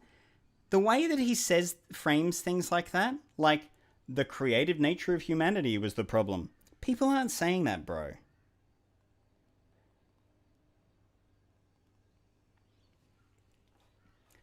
As Sanger joined in with the wealthiest capitalists after abandoning Marxism in favor of Malthusianism, Margaret Sanger began courting support from racists such as the Ku Klux Klan. Not a good look! Reduced the human population, she began to espouse genocidal racism, speaking at Ku Klux Klan rallies.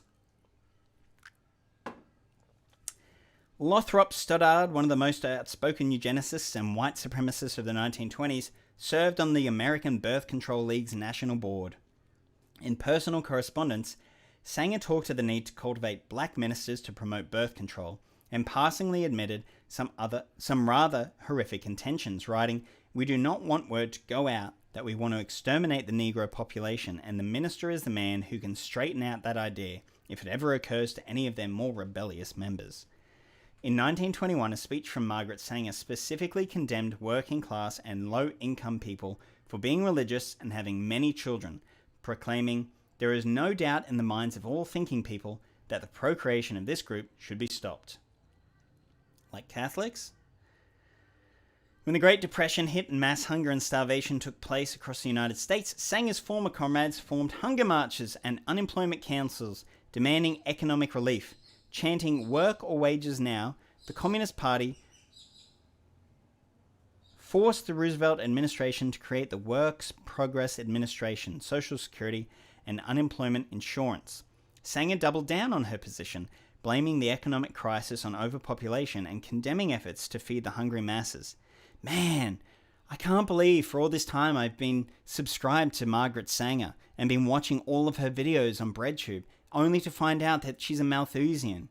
Also, to have every single BreadTuber that I like and respect and look up to saying, go over and sub to Margaret Sanger. Go and watch her latest videos. Go and commit genocide and eugenics. I can't believe it. Caleb, you've saved me.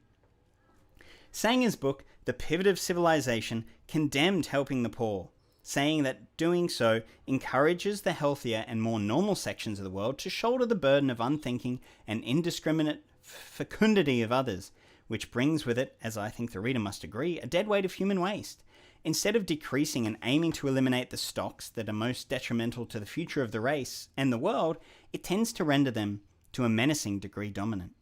Planned Parenthood, the successor to Sanger's Birth Control League, often claims that Sanger was not herself a racist, but simply appealed to racism in the hopes of promoting women's rights to contraception. Sanger may not have harbored consciously racist views, but she was very openly a Malthusian. She believed the problem was not capitalism, but the working people themselves and their desire to procreate and improve their lives. Caleb! The goal was not a world of greater abundance and prosperity, but rather some kind of great correction that would kill off the useless eaters and throw the world back into balance. Orgasmic politics. Margaret Sanger... Why is this all about Margaret Sanger? All of this shit is like 80 years old, dude. And then he's like, yep, that's why BreadTube's bad. That's why these entertainers on YouTube are bad. Margaret Sanger's departure from Marxism, trading socialism for sex, follows a common pattern of synthetic leftism. Many deviations from scientific socialism appear intoxicated by a carnal undertone.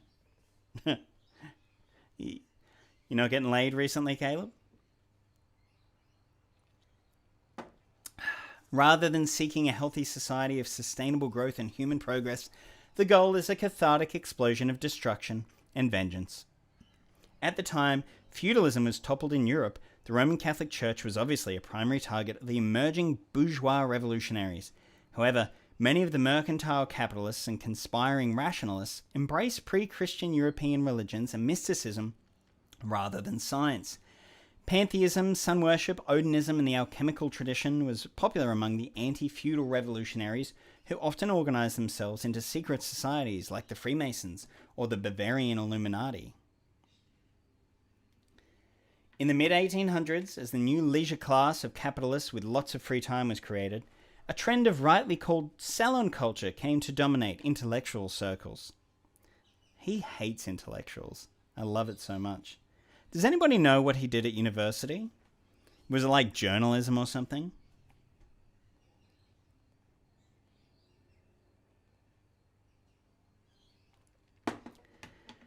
A variety of different forms of flim-flam pseudo-intellectual entertainment emerged to alleviate the boredom of the privileged. Freudian psychoanalysis, the occultist teachings of Aleister Crowley, hypnoticism, and various spiritualist movements eventually emerged from this cultural trend. Unlike Marxism, these trends all seem to emphasize the importance of the individual rather than the collective fate of humanity. Furthermore, unlike Marxism, the various occult trends did not predict a transition to a higher stage of civilization, but rather an explosive destruction that would return humans to a state of harmony with nature. Freudian psychoanalysis predicted an explosive destruction that would return humans to a state of harmony with nature? Don't know about that. In his book Civilization and Its Discontents, Freud argued that civilization was not a worthwhile endeavor, as the impulse for aggression was natural. Christianity is lambasted for urging love thy neighbor as yourself, which Freud deems impossible, leading to endless guilt and shame. Aleister Crowley told his followers that do as thou wilt shall be the whole of the law. Great lyric in the Devil Driver song. And that through his rituals and counseling, he could help them discover their inner will and true desires so they could be pursued and satisfied. Wagner's Ring Cycles, a series of 4 operas completed in 1874, dazzled audiences throughout Europe. The opera was not for the working class, but for the leisure class. Not surprisingly, Wagner's magnum opus contains similar themes to the revolutionary intelligentsia. The plot and characters were derived from German mythology. The final opera concludes with Brunhild mourning her slain hero Siegfried, mounting a horse and riding it into his funeral pyre as an act of passionate suicide. The fire then spreads and the entire world soon bursts into flames in a climactic apocalypse. The natural beauty of the Rhine River is all that remains. Do you think maybe that there are metaphors in that? Do you think that maybe an opera, a play, might have metaphor? Caleb? I specialize in Freud. He doesn't know what he's talking about. I didn't think he did. The revolutionary intelligentsia, so what I'm noticing is he picks all these groups that, he disagrees with, and then he just lumps everybody in with them. He's like, oh, synthetic left. Like when I was having that argument with Peter Coffin and their million fucking followers. I just got told so many times that I was synthetic left, and I'm like, I'm not even defending it. I'm just saying, do you have evidence? Synthetic left. The revolutionary intelligentsia, young students and intellectuals drawn to left-wing politics, you mean you? Was and remains heavily stamped by the influence of salon culture. Many of those who embraced Marxism, socialism, or anarchism were among the same privileged strata where Freud, Crowley, and various charlatans and performers made their rounds. In BreadTube politics, much like the 1960s counterculture, one finds a heavy representation of the salon culture's remnants. The journey of the individual to discover what they truly desire and who they truly are is very, very much the focus. So, YouTube as a medium for expression, for art. I mean, what this is also pointing to is that Caleb doesn't value things that don't explicitly go towards like progressing the revolutionary movement. I remember when he was talking about, and I think it was in that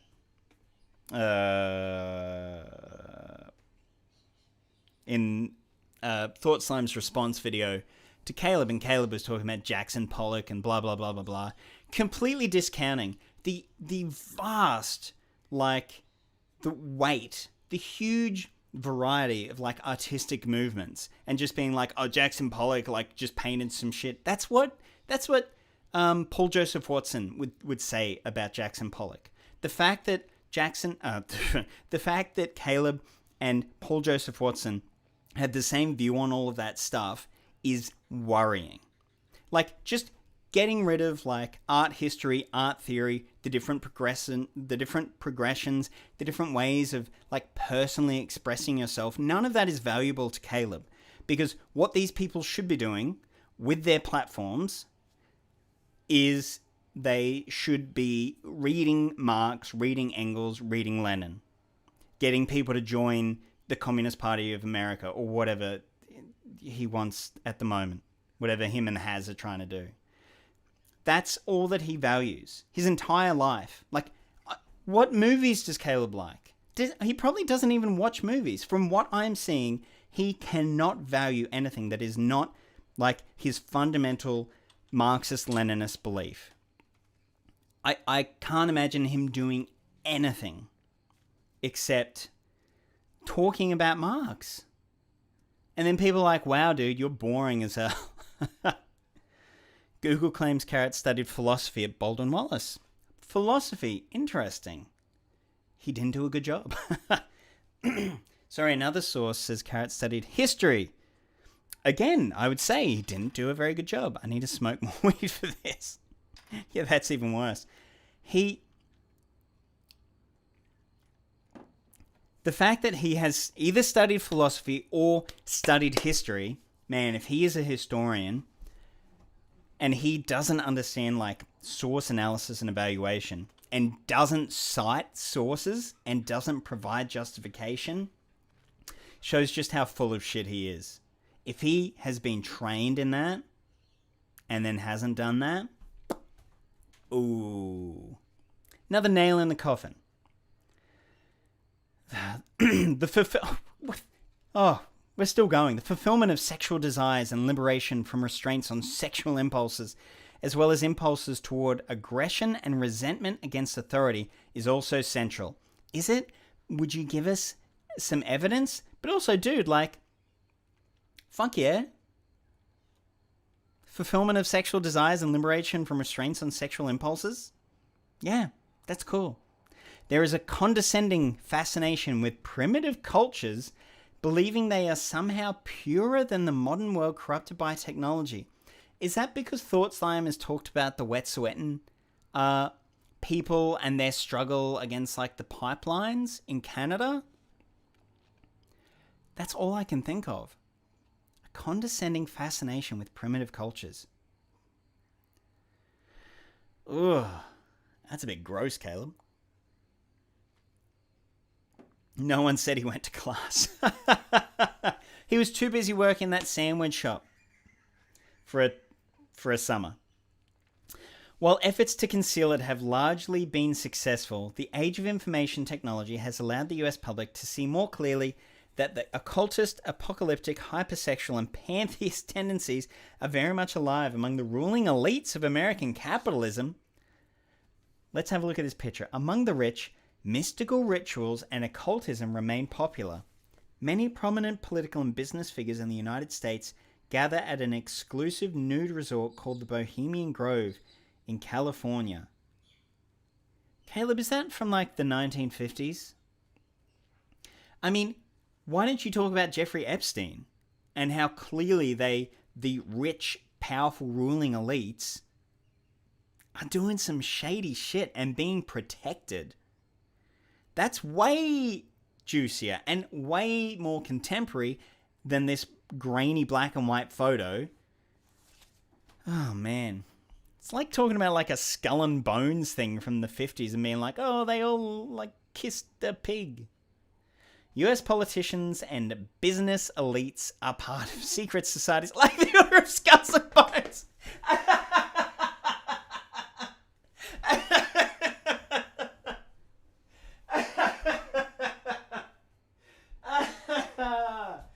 Oh, God. Oh, my God. There you go. There you go.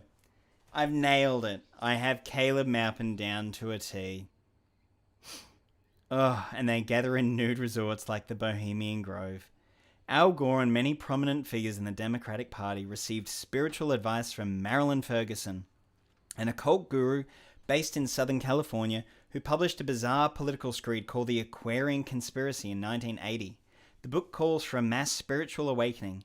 It lays out an individual process for personal transformation that follows the brainwashing patterns developed by American intelligence agencies. Oh my God, of course it does. Promoting hallucinogenic drugs, hypnosis, and other methods. Oh, that's probably why he hates like the psychedelic drug stuff.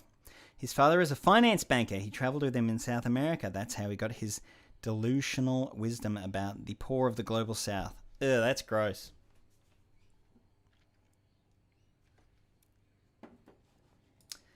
Oh, Caleb.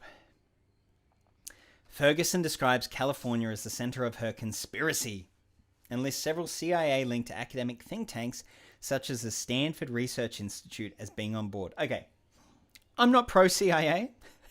Just feel like I should say that. But just because think tanks are linked to like the CIA somehow, he doesn't say how, that doesn't automatically make every single thing that they do worthless or propaganda. Or you have to apply that to every other fucking thing. Like RT News, like that Caleb goes on to do like talking head stuff. RT News is from a state run organization in Russia. Because there's links with the Russian state, does that mean that we have to discount that? Like, that's not... And particularly if he did history, and he understands source analysis and evaluation, which maybe they didn't do. Like, 20 years ago when he did that, maybe they didn't do that. But I would think that... Because that is a huge part of history now. I would think it was a huge part of it then. The fact that he's just like, oh, well, they got links to this. They're lies. They're... Oh, Caleb. It was later revealed that the Stanford Research Institute spent decades conducting CIA-funded research into telekinesis and other paranormal beliefs and was also involved in Project MKUltra, the CIA drug program.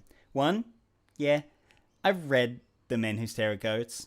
Hilarious. Also 2, yeah, I've watched Stranger Things. I know all about that shit.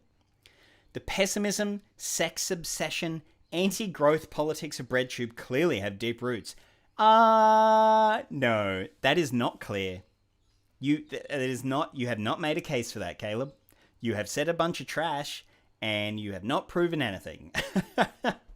They are not the personal innovation of Vosh, Thought Slam, ContraPoints, or any other shallow internet personality, but these are not the politics of the working class. These are the politics of the ultra-rich who find amid their splendorous existence that something is missing. They want to dig into their personal psyches, discover and unleash their sexual desires, and fantasize about existing in a more primitive state of being where harmony with nature would mean less restraints on their impulses. They seek to explore the depths of their personalities and perhaps overcome some heavy subconscious guilt that flows from living at the top of a global empire. They seek the thrill of a cathartic explosion that will correct the injustices of the world, putting everything back into balance. Beyond whatever psychological motivations, there are the direct economic ones. The pessimistic politics represent the interests of those who already sit at the top of the world economy. Ultra-monopolists who say growth must end because they are already on top. The oil banking elite sees nuclear power and human progress beyond fossil fuel as a threat to their global order. For them, climate change can only mean that humans have gone too far, and a mass reduction of the population and consumption is needed. Dude, what fucking capitalists are trying to limit consumption of fossil fuels? Are you kidding me? That is the entire problem. Is that capitalism means that, like, this everybody for themselves, nobody can put the brakes on because it's a zero-sum game. Like, if you lose something, it's not going to motivate other people to lose it. It's going to mean that they're going to take whatever you did, so you're just going to keep going. You got to keep plowing on. Like, Biden's just approved a whole bunch of fucking drilling or fracking. Like, because of lobbying of the fossil fuel industry. Dude, what are you talking about? They're not saying, oh yeah, let's stop because we're on top. That's not how capitalism works. Have you even been alive in this fucking world? Oh my god. Okay. Yada yada. The working class, however, in its desire to build and construct, solving problems by driving forward human progress, has a completely different worldview. Unlike the optimistic Marxists who lead China and the Bolivarian countries, BreadTube does not serve the march of humanity toward freedom from the irrationality of greed. In its pessimism and destructive mindset, BreadTube serves imperialism. Conclusion. The conditions themselves call out. What are we at? 157. That was like 30 pages. Do we think we can get through the conclusion? Let's see how many pages it is.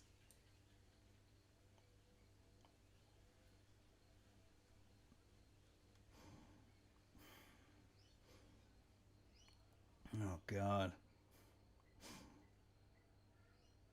97, what's this? 40 pages. How long have we been going for? I don't even know.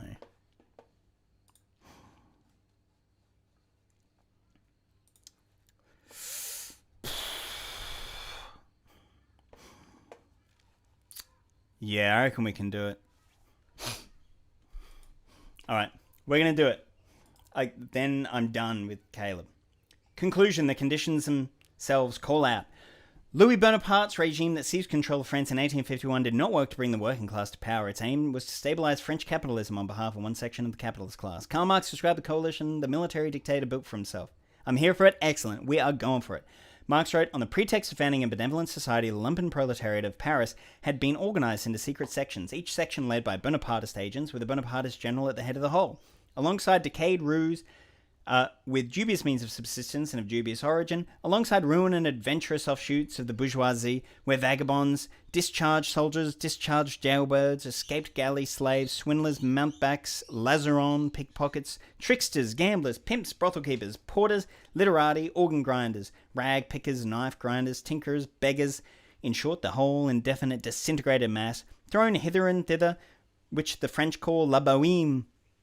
That is an excellent play. Also, La Bohème, if you get a chance to see it. I got to watch it on a floating platform on the Sydney Harbour. Wonderful. From this kindred element, Bonaparte formed the core of the Society of December 10, a benevolent society insofar as, like Bonaparte, all its members felt the need of benefiting themselves at the expense of the labouring nation. This Bonaparte, who constitutes himself chief of the lumpen proletariat, who here alone rediscovers in mass form the interests which he personally pursues, who recognises in this scum awful refuse of all classes, the only class upon which he can base himself unconditionally, is the real Bonaparte, the Bonaparte sans phrase. An old crafty roux, he conceives the historical life of the nations and their performances of state as comedy in the most vulgar sense, as a masquerade in which the grand costumes, words, and postures merely serve to mask the pettiest knavery. This passage from Marx, containing plenty of outdated and unfamiliar terminology, when has he ever said that? The entire rest of the book is essential to understanding BreadTube. I'm sure it is. The Merriam-Webster Dictionary defines roux as men devoted to a life of sensual pleasure. Ooh. Literati are well-educated people who are interested in literature. La la la. Mountebanks refers to persons who deceive others in order to trick them out of their money.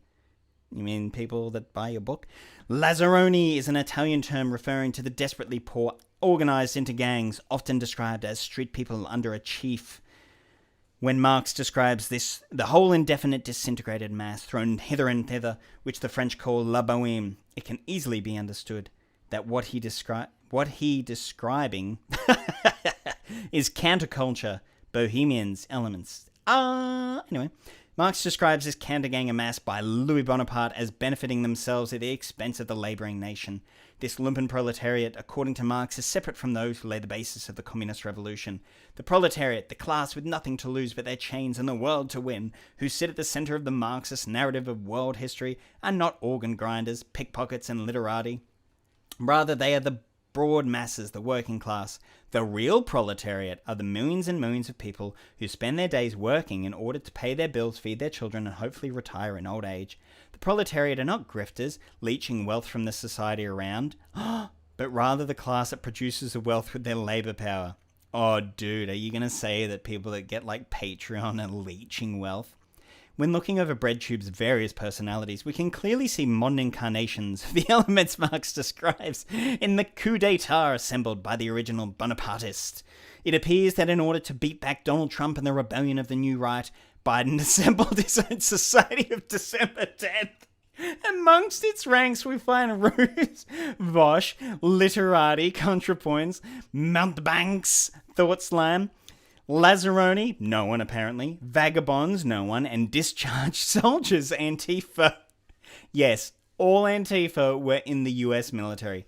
The 21st century's digital brothel keepers and pornography industry, the marijuana and hallucinogen lobby, all of them with dubious means of subsistence and of dubious origin, as they collect money from anonymous sources on Patreon and benefit from the convenient love of the social media algorithms. Convenient. Not as convenient as the love for Ben Shapiro and Steven Crowder and Tim Pool and, like, now The Quartering and Sargon of Akkad. What about them? Oh. And who... Oh, Dave Rubin, fucking, obviously, Mr. Mansion. And who do they see as their enemy? The labouring nation. While they do not call out Falun Gong. Okay, Falun Gong. Weird cult, but okay. The Israel lobby, the Miami Cubans or other foreign policy interest groups who marched on January 6th, they single out the... Oh, okay, good. He believes with Falun Gong cult too. Good stuff. They single out the low-income white workers with their Confederate flags as the target. Who? Who does? I can imagine maybe Vosh having a go at people with Confederate flags. Who else? It is certainly right to condemn the use of the Confederate flag. What? Oh my God, Caleb, are you singling out low-income white workers with your Confederate flags? A symbol of a pro-slavery uprising backed by the British Empire and Wall Street insurance cartels, but this is not their real grievance with Middle America. It is certainly right to condemn the use of a symbol of pro-slavery uprising.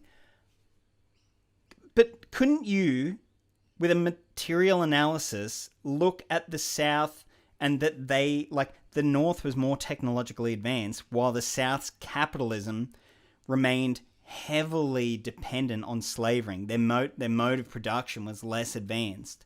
Wouldn't that be a Marxist analysis of that instead of a pro-slavery uprising backed by the British Empire and Wall Street insurance cartels? Are you a Marxist or are you a weird anti-US dude? I think he's a US bad kind of guy. You're not a Marxist. I'm going to say that. Caleb Maupin is not a Marxist. There you go. Quote me on that. Some weird Australian dude. 2022. The crime of Middle America is that they do not accept the degrowth presently being forced on them.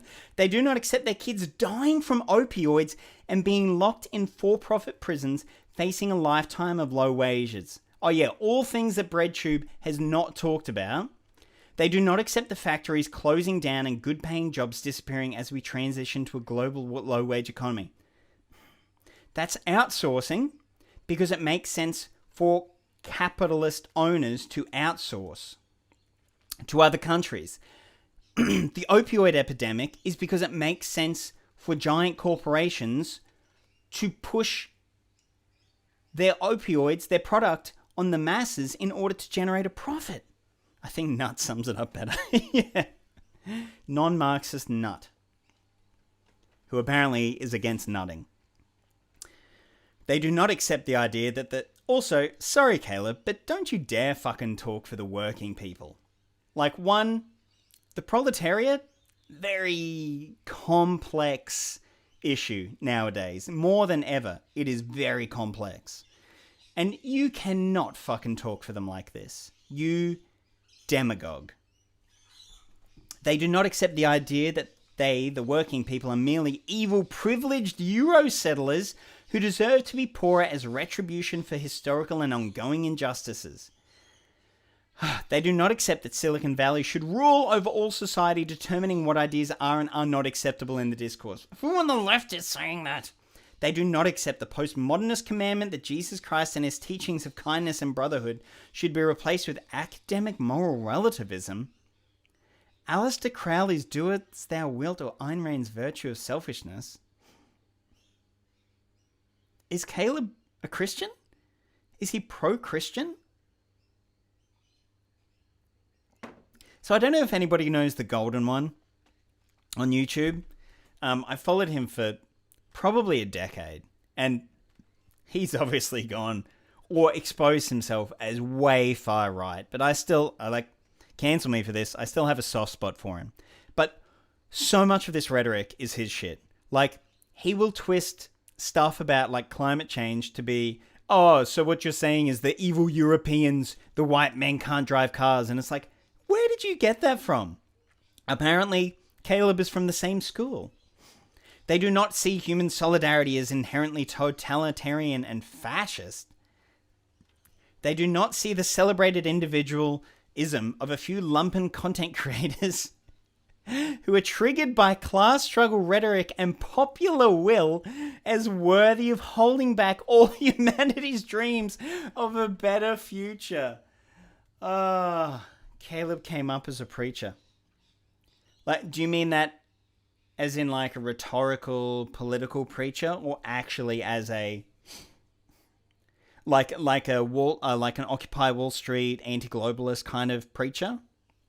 Actually, that's interesting. I can definitely see like a line from the anti-globalist kind of, late 90s, early 2000s stuff to where he is now, where you fall into that like zeitgeist, everything is secret societies, etc., which is so bizarre because he already has like Marxism as a thing to explain why the world is the way it is. He doesn't then need to go and identify specific secret groups.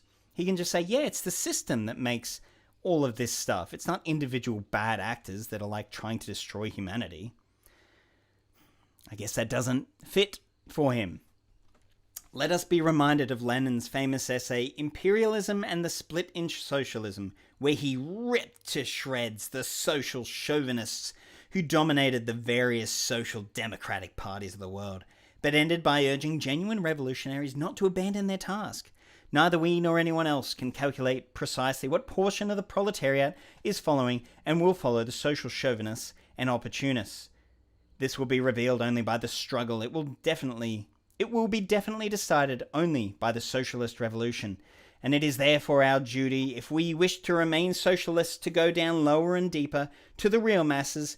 This is the whole meaning and the whole purport of the struggle against opportunism, by exposing the fact that the opportunists and social chauvinists are in reality betraying and selling the interests of the masses, that they are defending the temporary privileges of a minority of the workers, that they are the vehicles of bourgeois ideas and influences, that they are really allies and agents of the bourgeoisie. We teach the masses to appreciate their true political interests, to fight for socialism and for the revolution through all the long and painful vicissitudes of imperialist wars and imperialist armistices.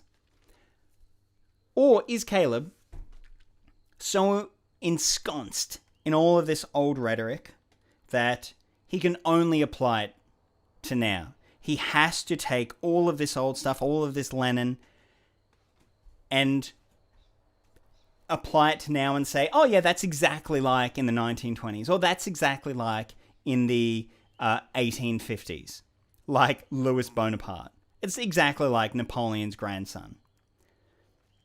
Like, it's kind of sad. Nope, I think he was in a Christian parish before he went to university. That is so interesting. That explains a lot about his style.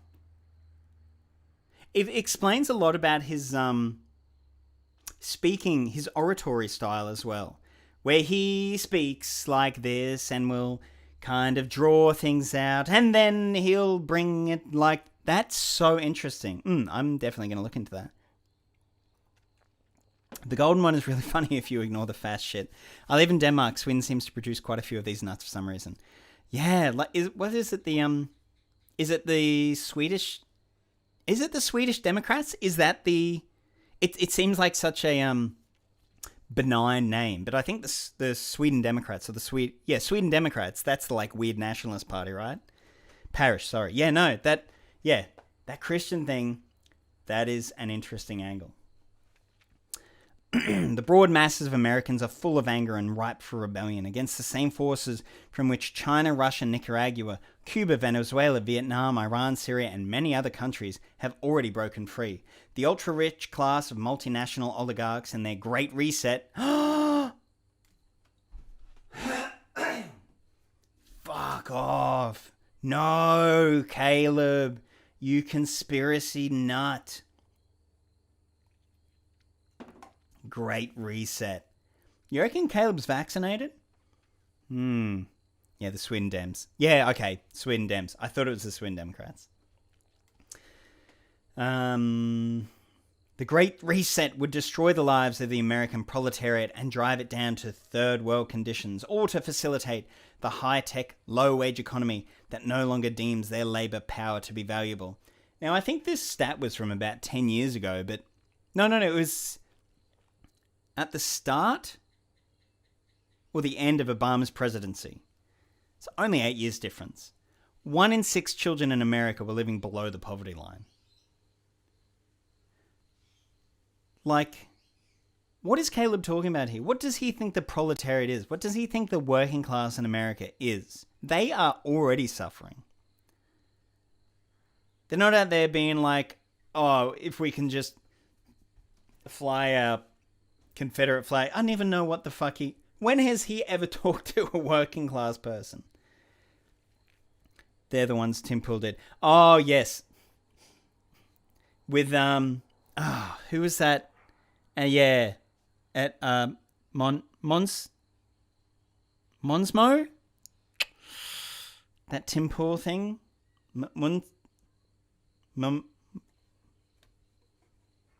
Yeah, and then he goes in and it's just like, basically, he couldn't find any evidence at all. And he had to make up a whole bunch of shit. Now the anti-Semitism, but yeah, what? This is bizarre. It is not only white Americans who are ready to rebel. The Black Lives Matter uprising, the refusal of Minister Louis Farrakhan to support Hillary Clinton, the rise of black and Chicano nationalism, the increased Asian American political awareness, the massive demonstrations against US complicity in Israeli crimes by Arab Americans. These all show rising opposition to the Wall Street, Silicon Valley, New World Order among all different strata of the American working class. Dude, you can't simplify it down like that. It's like, this isn't class reductionism. What is this? Like, conspiracy theory reductionism? Like, this is wild. Malmo, that's it. Malmo. Yeah, and it was like, fine. With the voices purporting to represent the Marxist movement having turned their back on them, the rising anger... Who? Who are you talking about? You're not talking about BreadTube. None of them are like, I'm a Marxist. Also, Marx sucks. Matt, like, ThoughtSlime is clearly ANCOM. He's clearly an anarchist. But believes in like the end stage of communism, just doesn't believe in Leninism. I also think that's where Caleb's having a bit of trouble, because he's an ML. And people on YouTube, there's not a lot of MLs, like Luna is. And I can't even think off the top of my head who else is an ML. But a lot of people use Marx as a lens for analysis, which I think is what is super important about Marx, is being able to utilize it as a lens. Malmo is in southern Sweden, right across the water from where I live here in Copenhagen. Oh, right. Going full conspiracy in the conclusion. Yep. Yeah, absolutely. All right. The rising anger of the American working class manifests itself in many confused ways. Oh, conspiracy theories. Libertarianism and other delusions take the place of scientific socialism. This is his problem, being like an orthodox Marxist, which now knowing that he was raised in a parish, like just kind of swapping out one for the other, and then being like, oh, this is the only foregone conclusion. Why are people so blind to the truth? Makes a lot of sense. And he's like, oh, looking at BreadTube and then not talking about like Marxist Leninism, and he's like, well, they're clearly CIA shills then. This can only be resolved by conscious revolutionaries abandoning the protest cages and liberal safe spaces and spreading the liberating truth in places it has never been heard. Oh, talk about that religious rhetoric. The future of socialism is getting out of the movement and to the masses. Like you, pissing and moaning.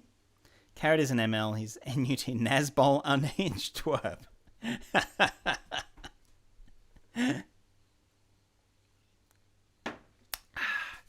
Donald Trump attempted to hijack this rising discontent, and his racist demagogy, appealing to bigotry and free market might-is-right neoliberal thinking, certainly took hold.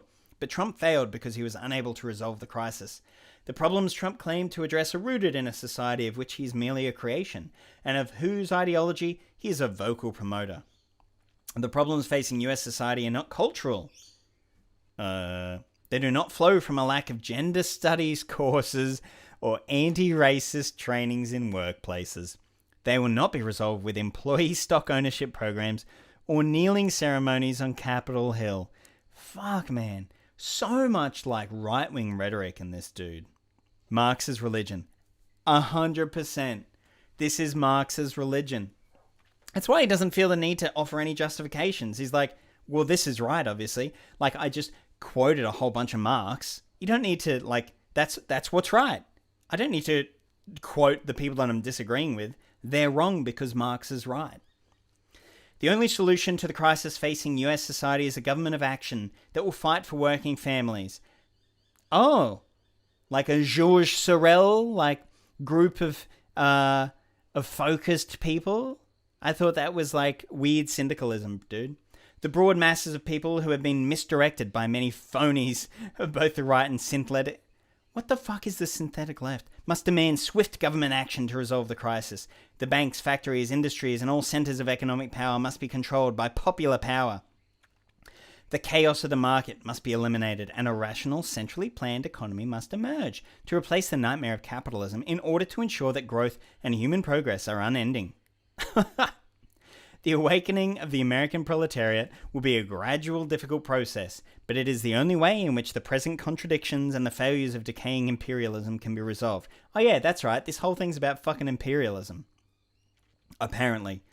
As Marx reminded us in his pamphlet on Louis Bonaparte, proletarian revolutions like those of the 19th century constantly criticize themselves, constantly interrupt themselves in their own course, return to the apparently accomplished in order to begin anew. They deride with cruel thoroughness the half-measures, weaknesses, and paltriness of their first attempts, seem to throw down their opponents only so the latter may draw new strength from the earth and rise before them again, more gigantic than ever, recoil constantly from the indefinite colossalness of their own goals, until a situation is created which makes all turning back impossible, and the conditions themselves call out, Hic Rhodus, hic Salta, here's the rose, now dance. Oh, that was it! That was it! Woo!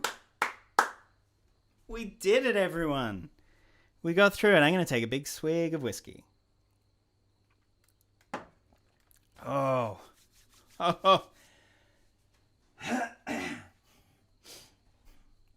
In his conclusion, he really didn't prove much. Like, he had a general... Somebody, I think it was either No Epiphany or it was the Khan dude, said how a lot of these are like smaller essays that Caleb had that he just like shoved all together.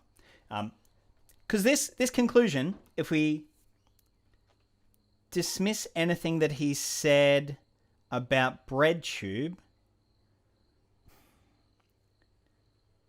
which was not much,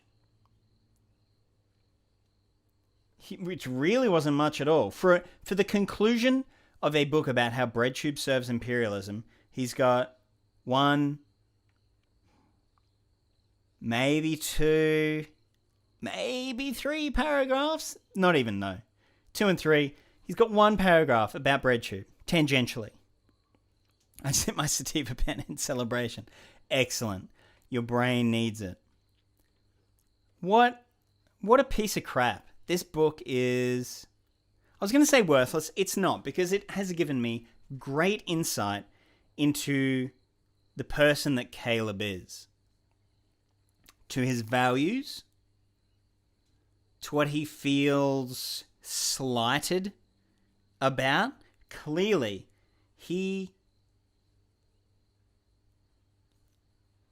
So who did he focus on? He really only focused on ContraPoints and Thought Slime.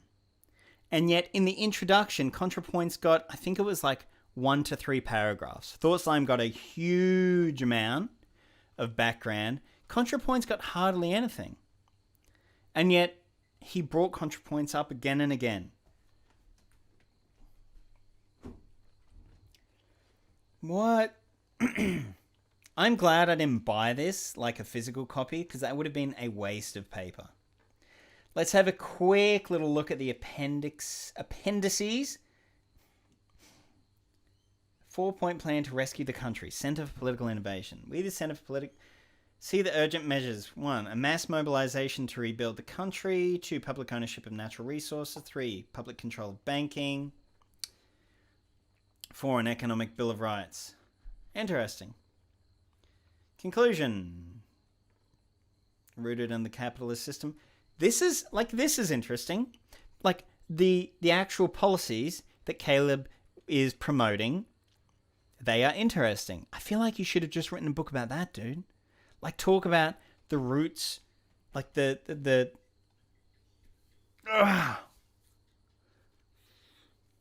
isn't calling them mad all the time doxing. I mean, the way that Caleb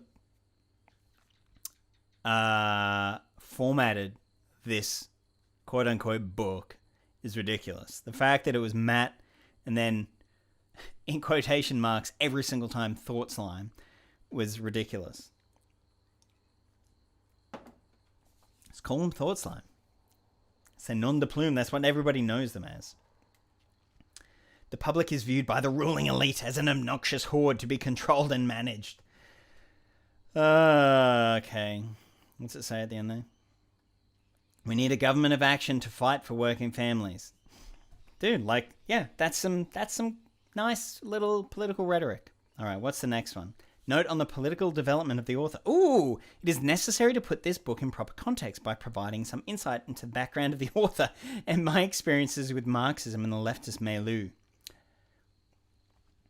I actually don't think it is necessary, dude. I think you just want to talk about yourself, which is fine. It's your book, but I don't know if it is necessary.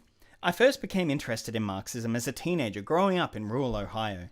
In a deeply conservative small town, my opposition to the US invasion of Iraq and my non-conforming personality forced me to begin investigating political topics. My mother was a librarian who was organized into the Service Employees International Union and went on strike with other public employees to demand better workplace conditions. Walking the picket lines with her as a child also probably influenced my development, as did my parents' love for traditional folk music, much of which contained leftist themes. 100%.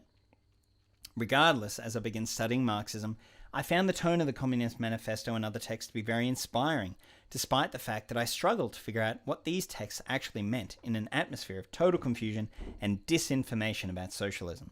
In 1999, as a 12-year-old child, so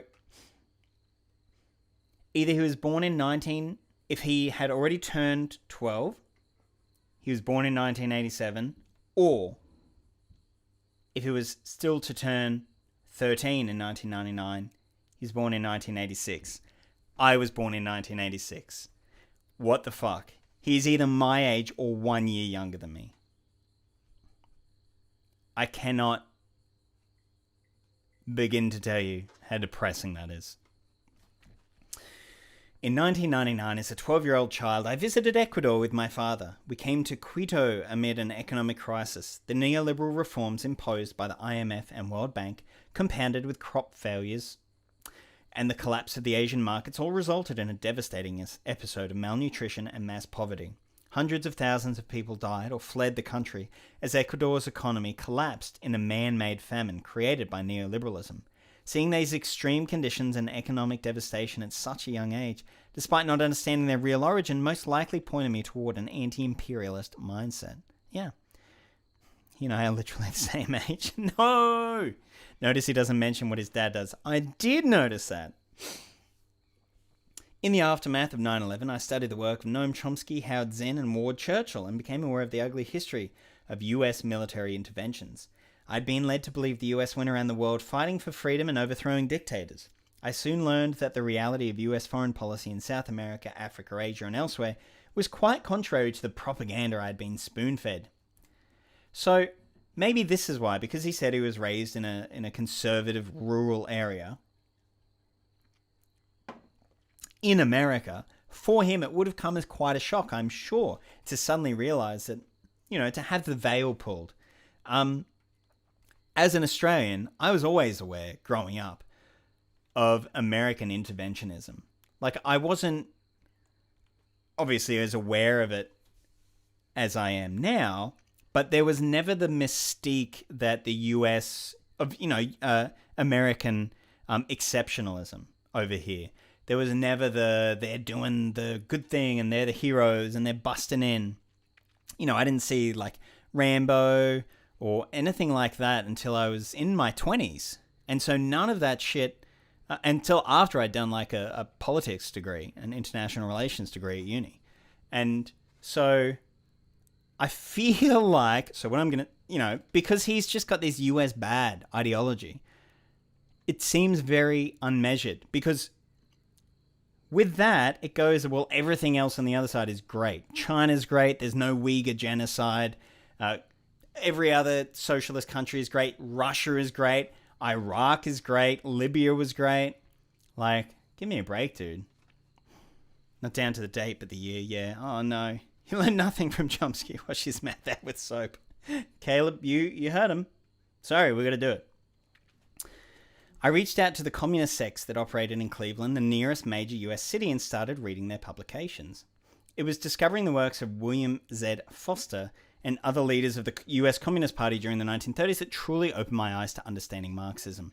The literature of the Communist Party USA from this era put forward Marxist-Leninist concepts in very plain language.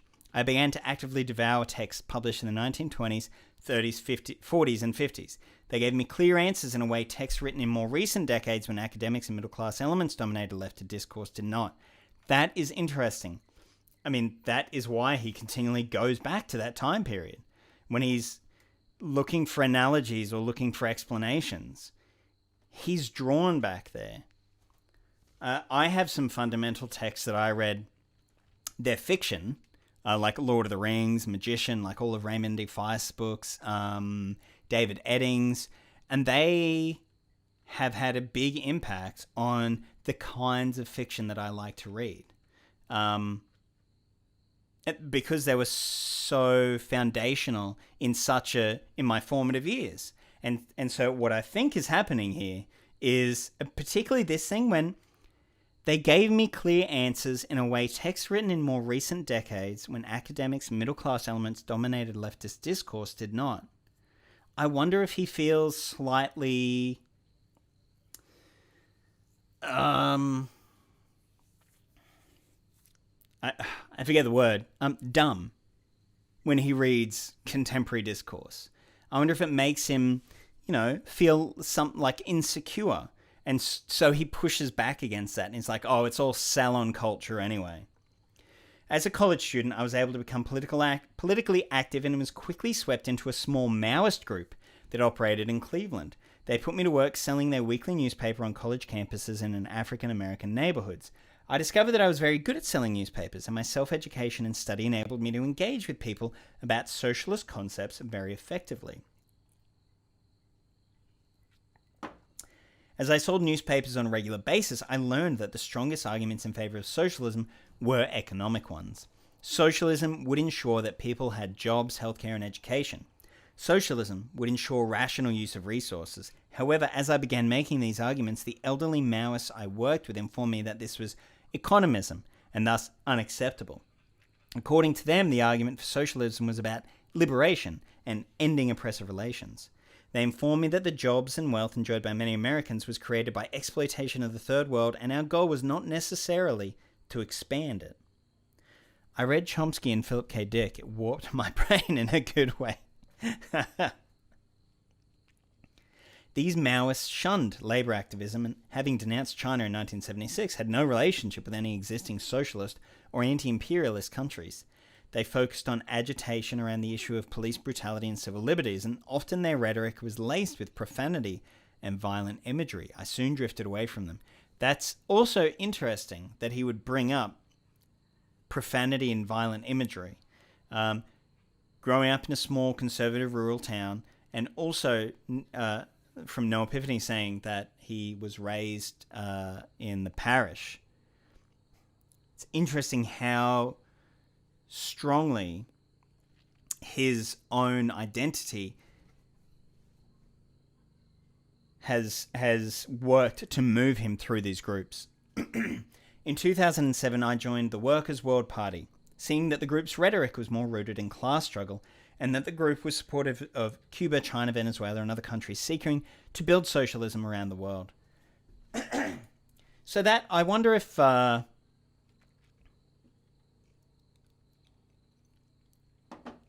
it's about intentions.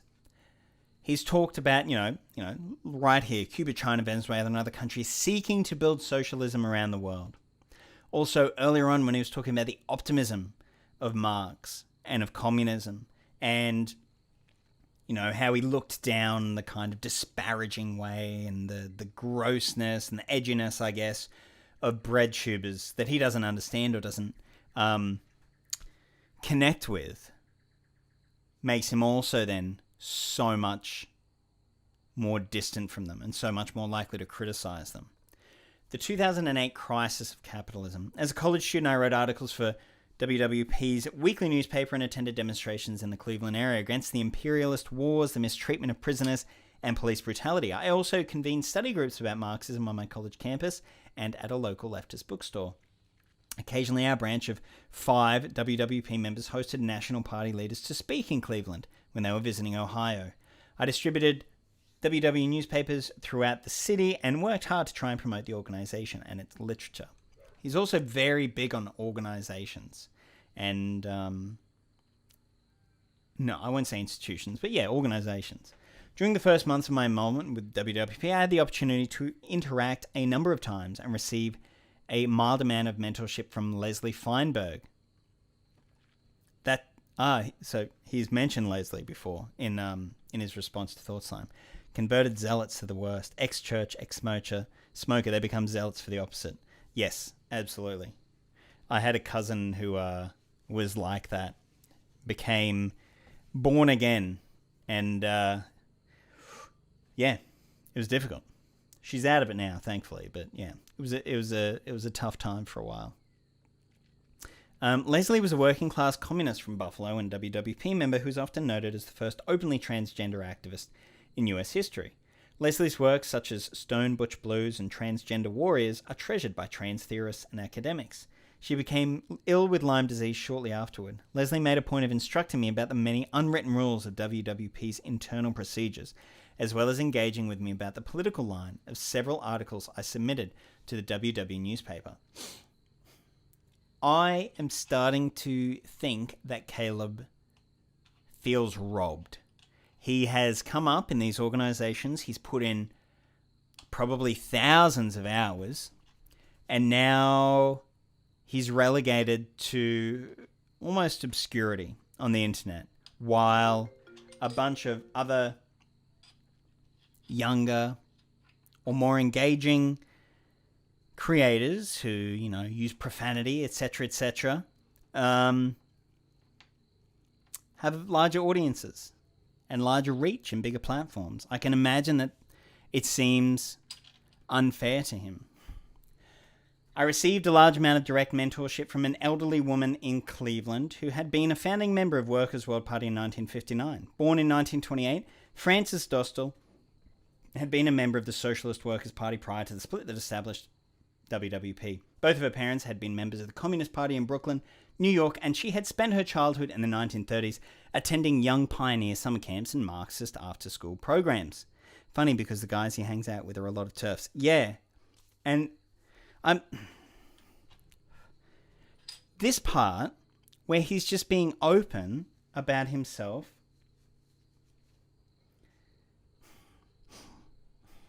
like,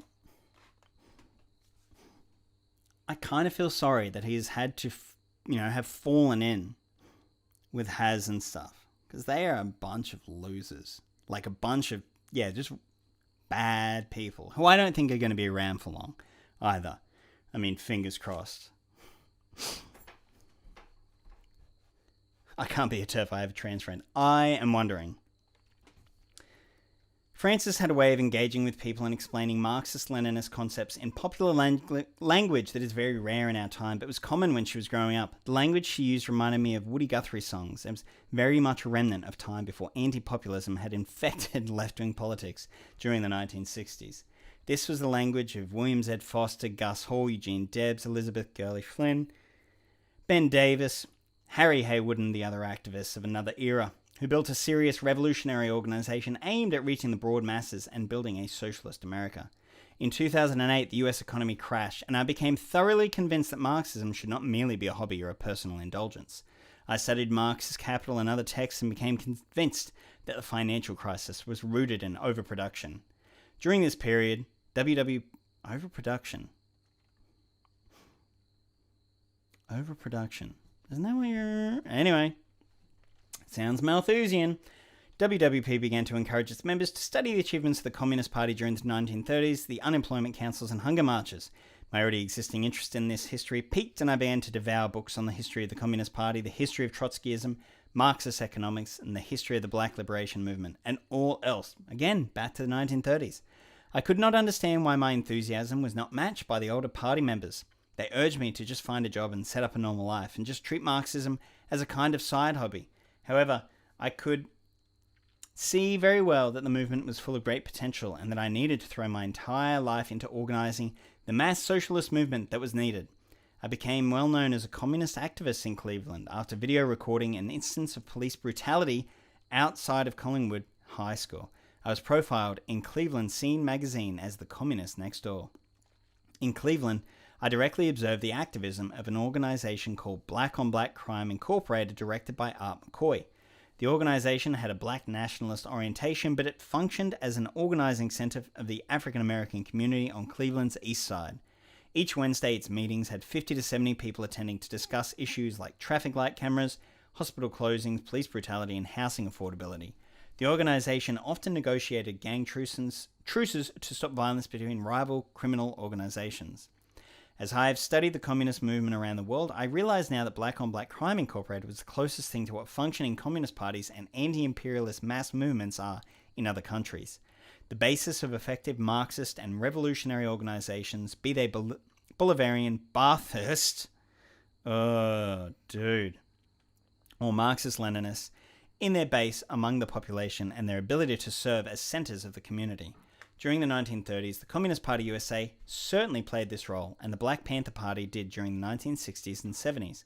Currently, no communist grouping in the United States functions in this manner as an embodiment of community power on a local level, and this is the very essence of the weakness of American leftism.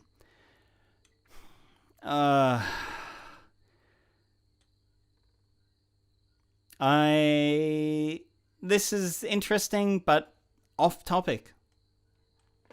I'm going to read this for my little video about Caleb, but I think I'm going to end it there. I think we got to the bottom of what Caleb thinks the problem is with leftists. Well, with BreadTube anyway, the synthetic left.